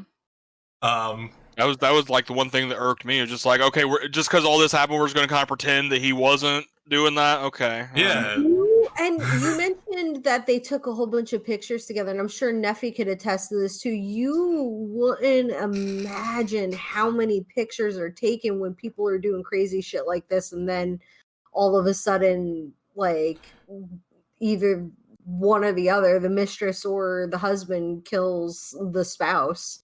Mm-hmm. I mean, I know that's not what happened here, but because you mentioned, like, so many people take so many pictures and mementos to stay in the moment. and like you have dumbass people literally filming themselves committing crimes and then uploading it to YouTube. Oh yeah. So yeah, like it's bold as fuck and it's dumb as hell, but like it definitely was within the realm of possibility. And it's so shitty. Oh yeah. Mm-hmm. And then also because I was trying to place her, the mistress character in this. I was like, why the fuck does she look so familiar? She was the main girl in House of a Thousand Corpses. Oh shit, she was. You're right. Oh shit. And I found it very interesting that of the two movies that I've seen her in, the one where I've seen her completely naked is not the Rob Zombie movie. Oh. Wow. That's interesting. Man, there was a lot of little nuggets of people in this. Yeah, there's a smattering of familiar faces throughout this one too. I wonder if it's because Robin Williams was in it, because like, I watched this once right around when Insomnia came out, and it freaked me out when I was a kid because like Robin plays his role so well, and just everything he does, like we talked about, like pointed things in some of the other movies, but like everything he does as an actor just is so good. Like I miss him so much. It's so sad. Yeah, I remember when which is weird because like Fisher King had already been out for a while, and I think this was even after Insomnia. It was after Insomnia. Yeah, but for some reason this was the one that like the mainstream like really fixated on, where it's like it's Robin Williams doing serious and disturbing. Yeah, like it's a complete deviation from everything we know from him previously. It's like, well, he's already kind of done that twice before at least. But for some reason, this was the one that really like jumped up there to the point that the only other time that I had seen this movie, it was with my fucking grandparents. Oh, wow. And it wasn't like they rented it because, oh, Robin Williams, he's a funny guy, this is appropriate for the whole family. No, they knew what the fuck the movie was, but they had heard so many good things about it, they're like, we want to watch this. But yeah, like it's crazy that how big a deal this movie was when it came out. And it's crazy looking at it now because it's the sort of movie that, like, give it another, like, 5-10 years, and I don't think, like, a new audience would be able, even now, maybe, would be able to, it wouldn't be able to resonate. Because so much of this movie is so outdated. Like, I think there are still, like, photo development places, but, like, not so many in, like, a Walmart. Or I think a lot of them now just kind of have like the kiosk thing where you can either plug in your phone or an SD card and it'll still print them. But yeah, it's a kiosk. It's completely automated. That detail. Yeah. But I remember like growing up through the 90s and everything like that. I remember though, like it resonates because I remember those places existing and I remember frequenting them pretty regularly because I would take a lot of photos. But like nowadays, like that cultural like thing no longer really exists, or at least not at the level it was in this movie, and that's going to be very odd for people watching it who just like don't know what a dark room is or don't know what physical pictures are, because it's like why would they go take a camera to there? Can't they just take photos on their phone? Like, so it's weird. And that's what I was going to note on too, is that it's funny because like when this movie was a presentation of actual technological development, because you could do this at a station with people would develop them there instead of a dark room. Like before people took pictures, they had to develop them themselves with all the chemicals. And like, I remember having to learn how to mix those chemicals in a dark room in middle school. Did you guys ever have to do something like that for like an elective class? I learned in high school. I was in an arts program, and there were like I was in tech theater, and there were different sections, one being art, and the first year we had to jump around between them to kind of like see what they were all about in case we wanted to change. And in the week I did art, like the final, like the finale of it was getting to learn how to use a darkroom. It was really cool. But also he's completely right. A monkey could do it. It's not that complicated. It isn't that complicated. It's a fun process. It is fun. It's very cool and fun. Therapeutic too. I can see why people still love film, but I completely agree. Like you and I could remember that, but I don't think like as the years go on that generations forthcoming are going to appreciate that at all. Yeah. No. And also it's clever him crossing out the 2 and putting a 3 in its place, but like, my God, like he's been doing this for years. You'd figure somebody would, because you get that folder back. I remember you get the folder back and you see the stuff written on it. Like You'd think the family would notice after a certain, like, why is every single one of these, oh, Psy, quirky Psy, I say 2, he puts down a 3, and then he corrects himself. Like, I don't ever remember looking at those packets. I used to take them and then put them in albums right away. I mean, I wouldn't look at them closely enough, but I feel like over such and such span of years, I would notice the scribble. Like, enough, just casually notice the scribble enough times to be like, hey, wait a minute, and then I'd start paying attention.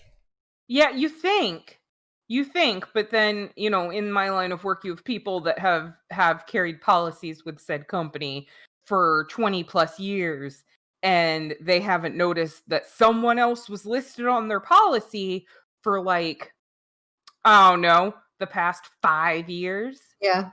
People just forget to update things, and I mean, maybe it'll become noticeable after a while. But think about how many times you went and did pictures. Like, do you remember anything written on those things?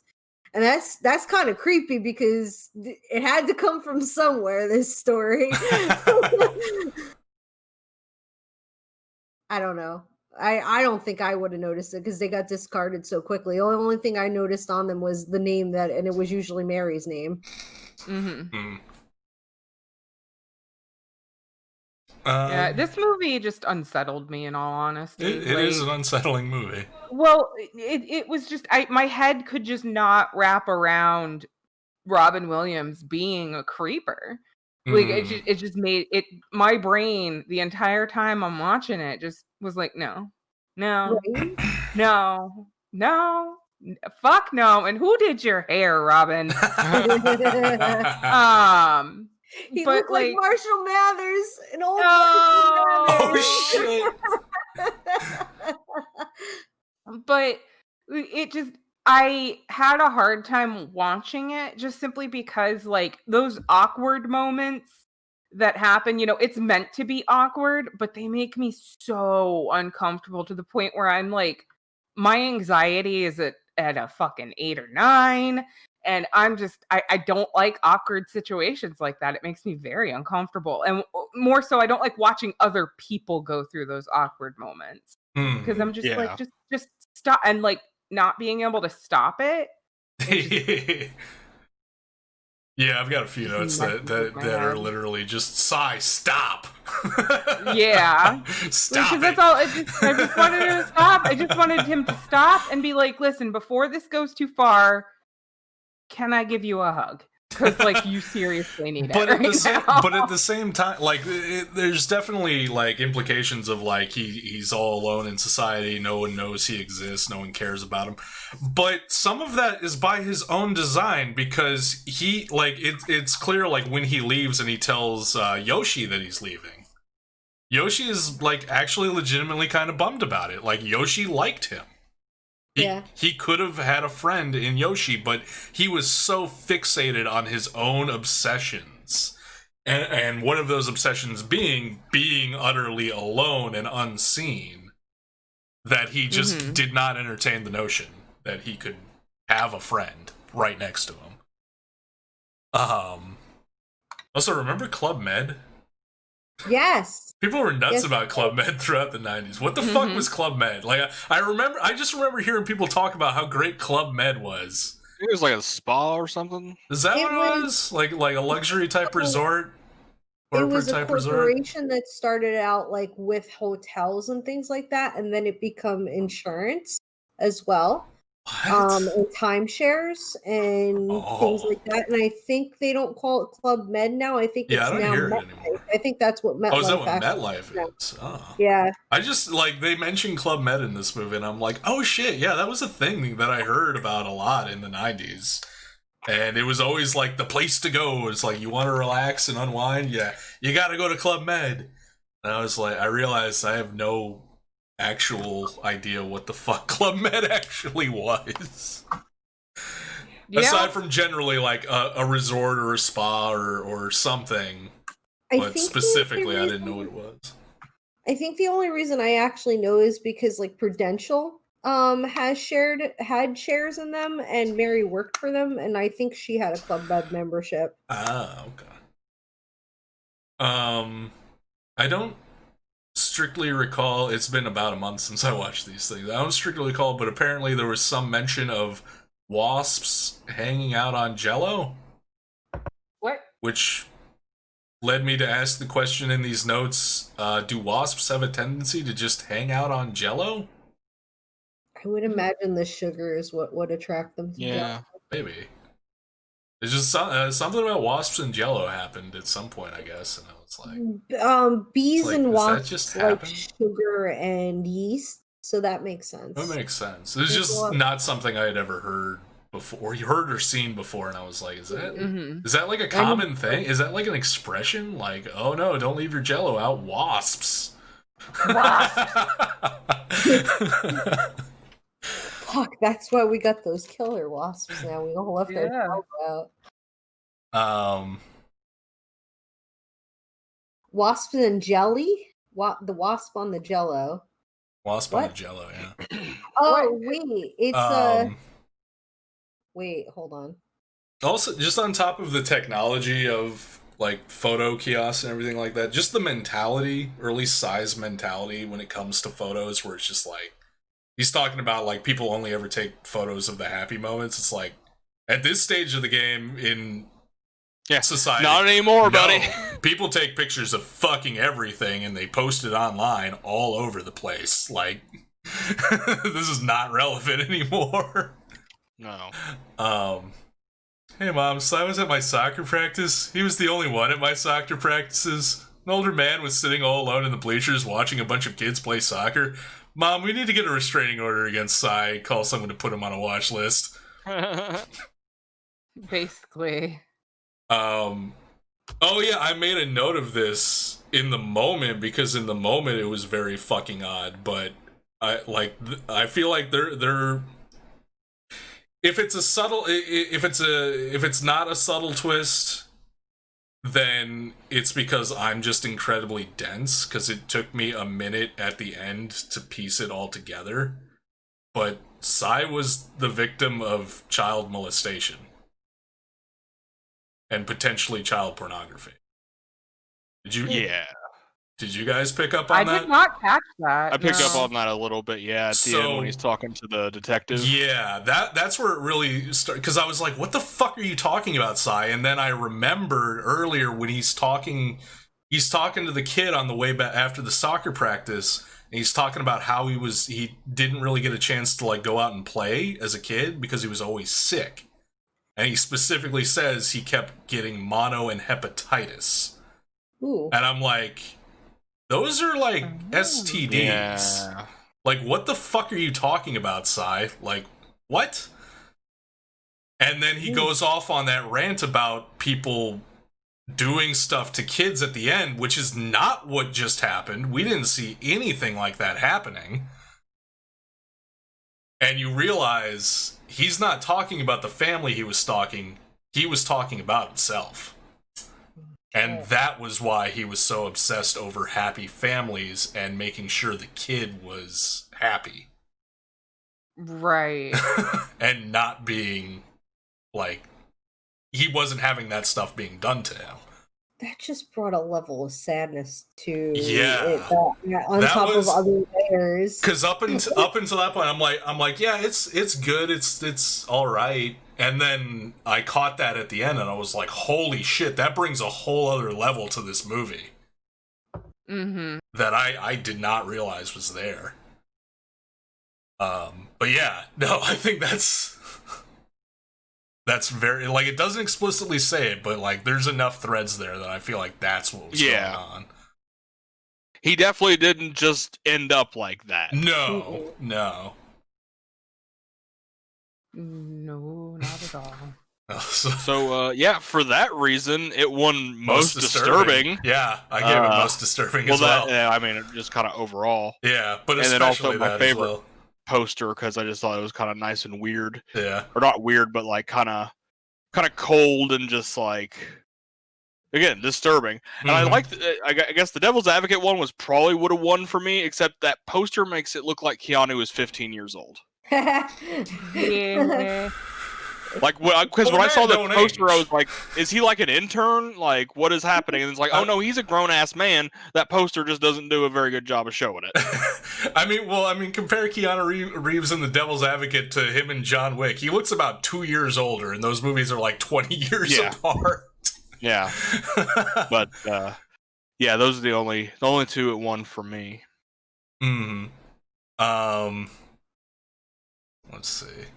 Look at the little. Oh, I came up with a pun because they're talking about that book, that self-help book. Oh yeah, I was like Deepak Chopra. Yeah, I was like, he's not just a deep thinker; he's a Deepak thinker. Oh shit, name pun. Store's not named Save Mart, by the way. It's named Sav Mart. Get it right, fuckers.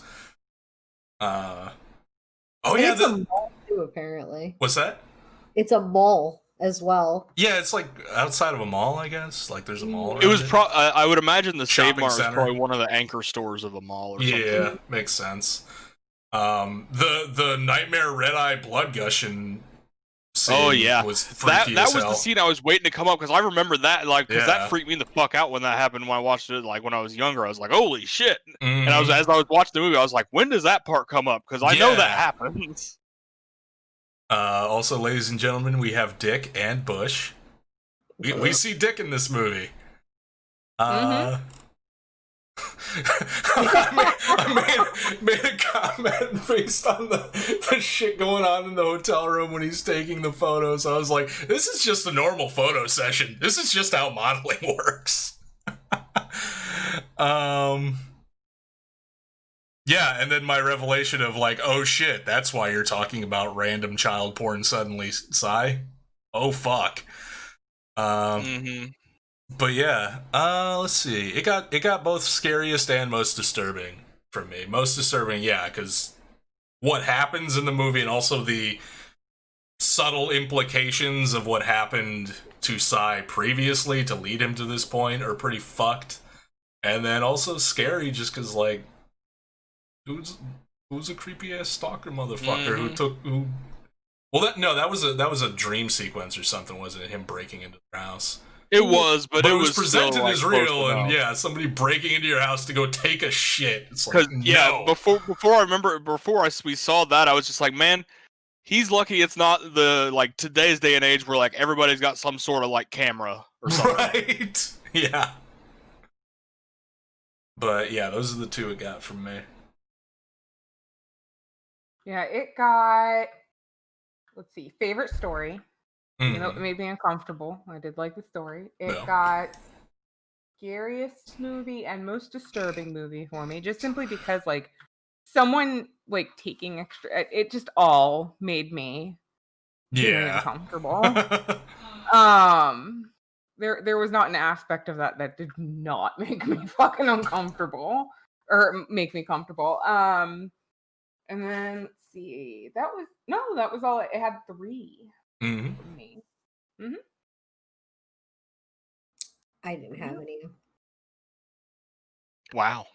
I know. I'm sorry. No category. It's just Robin. I don't.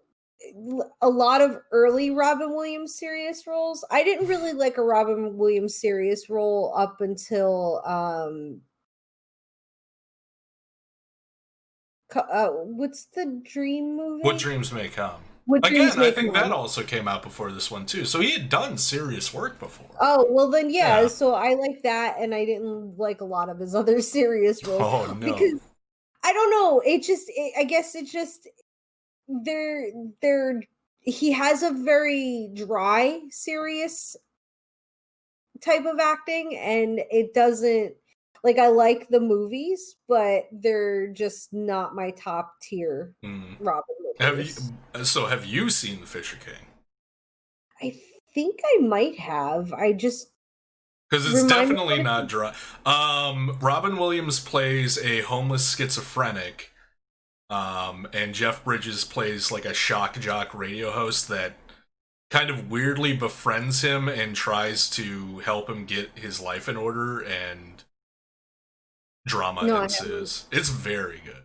But I should. And it's also like it's serious Robin Williams, but it's definitely not dry Robin Williams. Right. Because it's basically he was dry. Right, yeah. So it's like he's basically playing it like zany Robin Williams, only it's that like he's serious. Actually unhinged. He has mental problems, and they're causing a major fucking problem. Like it's not Mrs. Doubtfire type of Robin Williams. But I mean, it's like stand up on cocaine Robin Williams, literally climbing up the side of the stage. I think that you're not laughing. You're like, oh no, dear God, please somebody help that man. Because he basically played the same character in Insomnia as he did in this. Yeah, I remember him in Insomnia being like he was just like kind of soft spoken and there.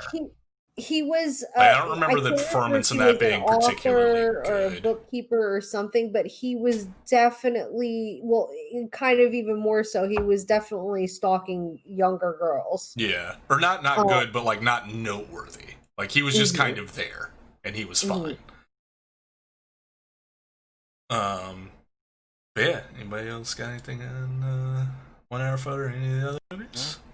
No, not that I can think of. Okay, we can do the rankings and the ranked A-lister performances. Oh, snap. So, number 1 for me was Devil's Advocate. I love that fucking movie. Number 2, surprising to me, but Leprechaun. I really loved Leprechaun this time around. Number 3, 1 Hour Photo, followed by He Knows You're Alone, because if I want to watch Halloween, I'll just watch Halloween. Yeah. Neffy? So for ranked movies, it was 1 Hour Photo, The Devil's Advocate, Leprechaun, and He Knows You're Alone last. I loved Leprechaun, but like 1 Hour Photo and The Devil's Advocate were just too good. Oh yeah. And then we're just doing ranked movies. No, and I should have done that.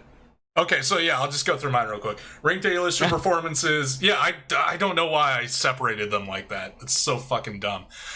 So my ranked A-lister performances: number 1, Devil's Advocate. Number 2, 1 Hour Photo. Number 3, Leprechaun. Number 4, He Knows You're Alone. Okay, now you go. Same as my ranked movies. It was in the same, like 1 Hour Photo. Robin Williams's performance was just stunning. Devil's Advocate, Al Pacino, just everybody in that was just so good. Yeah. Leprechaun, I mean, it was still better than He Knows You're Alone, and He Knows You're Alone got last because we literally got two scenes. Yeah. So, yeah. Fish. Ranked movies, Devil's Advocate, same reasons as Boone. Leprechaun, and He Knows You're Alone, because while it was Diet Halloween, I absolutely love the side story fanfic. You'll take Halloween in any rip-off variety you can. I will take it. Give me. Oh, yeah. I mean, the only difference is that Mikey wasn't Mikey. Yeah, Mikey wasn't. Diet. 1 Hour Photo, only because, again, like Robin Williams, just it's different for me in that role that he played. And then A performances, Pacino. So Devil's Advocate, and then I did 1 Hour Photo because even though, like, I mean, Robin is a very superior actor to a lot. And then Leprechaun, Jennifer Aniston, because I love her. And then I hated putting He Knows You're Alone last on this, but because the little bit that Tom Hanks was acting in that movie was amazing, but it was literally ranked for literally ranked A-list performance. Like, yeah, there's barely any Tom Hanks. How could it not be last? But the performance was good. The performance was fine. Yeah, the performance was good, but there's just not really much of it. especially compared to the other movies. Kettle. For ranked, I had Devil's Advocate, then 1 Hour Photo, followed by Leprechaun, and He Knows You're Alone. For the ranked A-lister performances, only slightly switched up. I had 1 Hour Photo, then Devil's Advocate, and then Leprechaun, and then He Knows You're Alone. Yeah, for A-lister performances, we all had the same third, fourth picks. Yeah. Which makes sense, because it's like, the Leprechaun, like Jennifer Aniston's role in Leprechaun, like, it's fine, but at the very least, she's in the whole fucking movie. Yeah, she's the main character. Yeah, He Knows You're Alone. It's just like, oh, hey, Tom Hanks. Oh, bye, Tom Hanks. See you again. Yeah, come back when you're Forrest Gump, fucker. So yeah, we get to come to the tallies. So on base score, Devil's Advocate won by a significant amount with 36, with 9 kills, 8 acts of nudity, 15 alcohol consumptions, and 4 people had sex. Followed by He Knows You're Alone with 10 kills, 1 instance of nudity, 1 instance of drug usage, 3 instances of alcohol consumption, and nobody fucked. There was a lot of teasing leading up to fucking, but nobody actually fucked. Followed by Leprechaun with 4 kills and 1 consumption of alcohol. And then finally 1 Hour Photo, which only had 3 instances of nudity. I definitely thought that, like, when I watched the movie, I was like, this movie's base score is like nothing. Yeah. The only, like, the amateur porn guy, there was the naked topless chick in that montage, and then the husband and his mistress at the end. Yeah. And he didn't even make them actually fuck. So, yeah, didn't even get a sex counter tick for that. So, in last place, with a paltry 45 points, He Knows You're Alone. In third place, with 93 points, 1 Hour Photo. And Kettle breathes a sigh of relief, knowing that he doesn't have to I didn't have a Galaxy Brain category for this time, so I'm glad I didn't win. And in first place, with 177 damn points, Devil's Advocate. Congratulations, Fish. And Leprechaun came in second with 112 points. So close. So what type of movies are we watching next month, Fish? So I had to pick the most obvious one, Christmas horror. Christmas horror. Oh man. And I got preemptive, and I'm sorry, but I was like, Devil's Advocate is so fucking good. I hate that I picked the winner and then picked all my categories. I mean, there's nothing, unless you're like, there's suspicions that you were intentionally just picking your own movie just to win, which why the fuck would you? It's not like we hand out cash prizes to the winners on this show. Right, and no, that's but like, there's no shame in you suggested it. So I was like, well, yeah, that's true. But I picked out my movie for the Christmas theme already. Okay, what is it? It's Rare Exports: A Christmas Tale. Oh, I have heard of that, but I have not seen it. I would like to see it.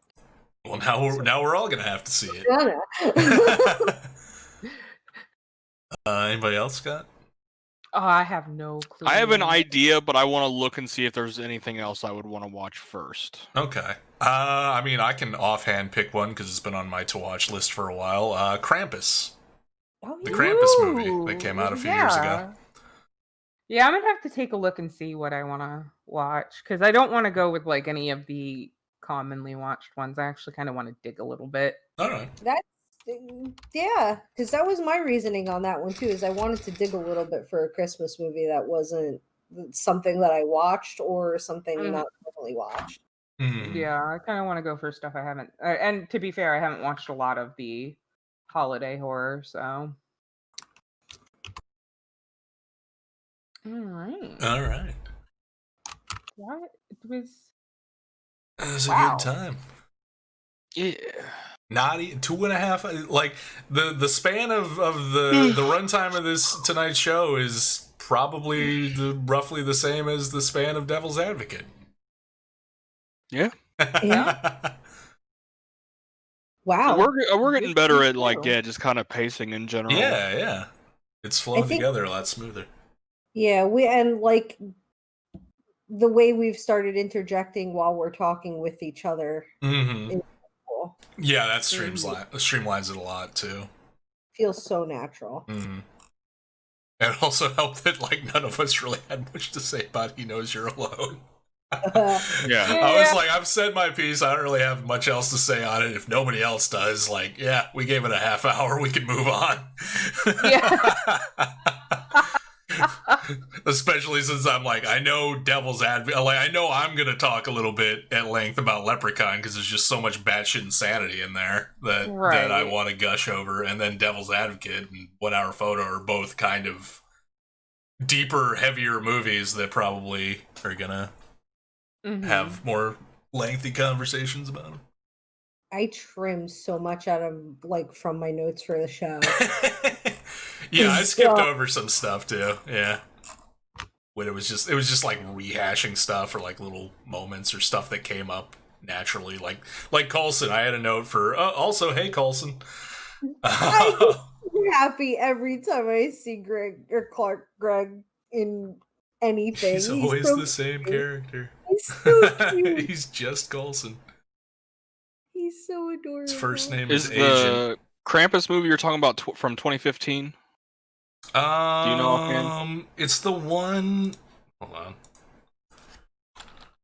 on. That sounds right. Let me see. Yes. Okay. Yeah. Cool. Yeah, with Adam Scott and Toni Collette.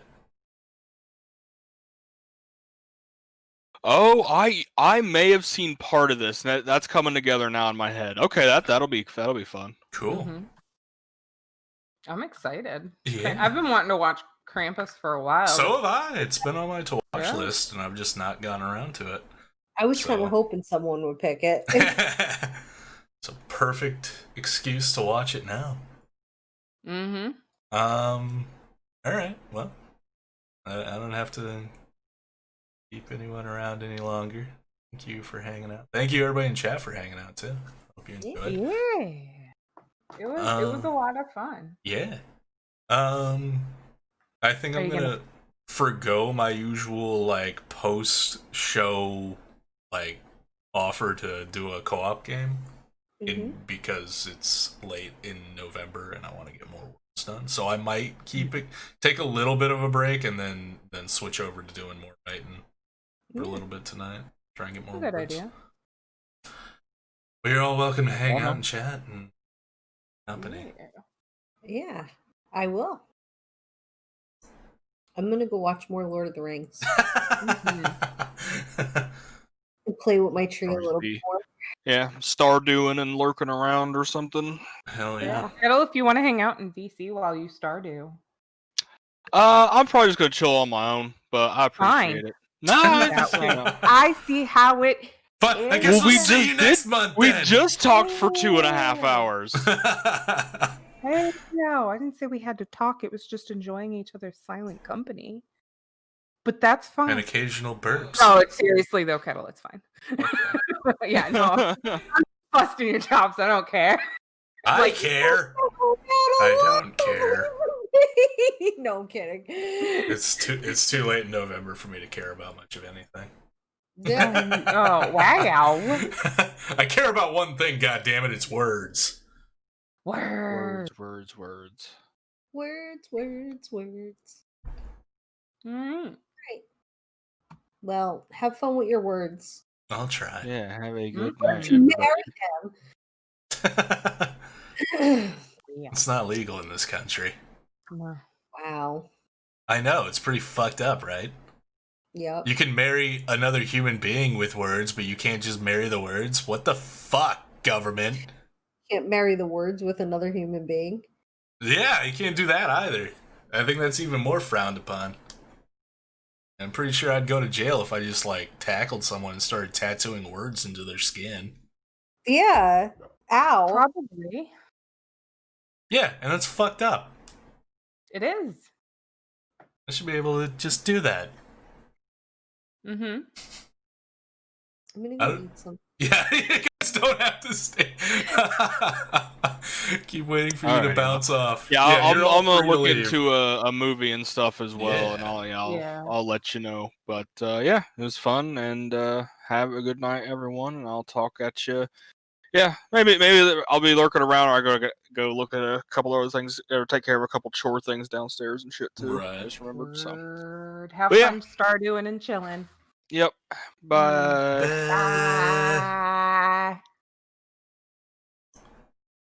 Bye. I'm thinking about I might actually end the stream here, but I'll throw it back up when I'm ready to start writing. Just so there's a nice break point, like a start end point for the episode. Be easier to rip the VOD. And then also I can get up and walk around and stretch a little bit before settling in to crank out words. So probably won't be too long, but yeah, I'll bounce off for the moment, and I'll be back in maybe half an hour. So yeah, see you then. Bye.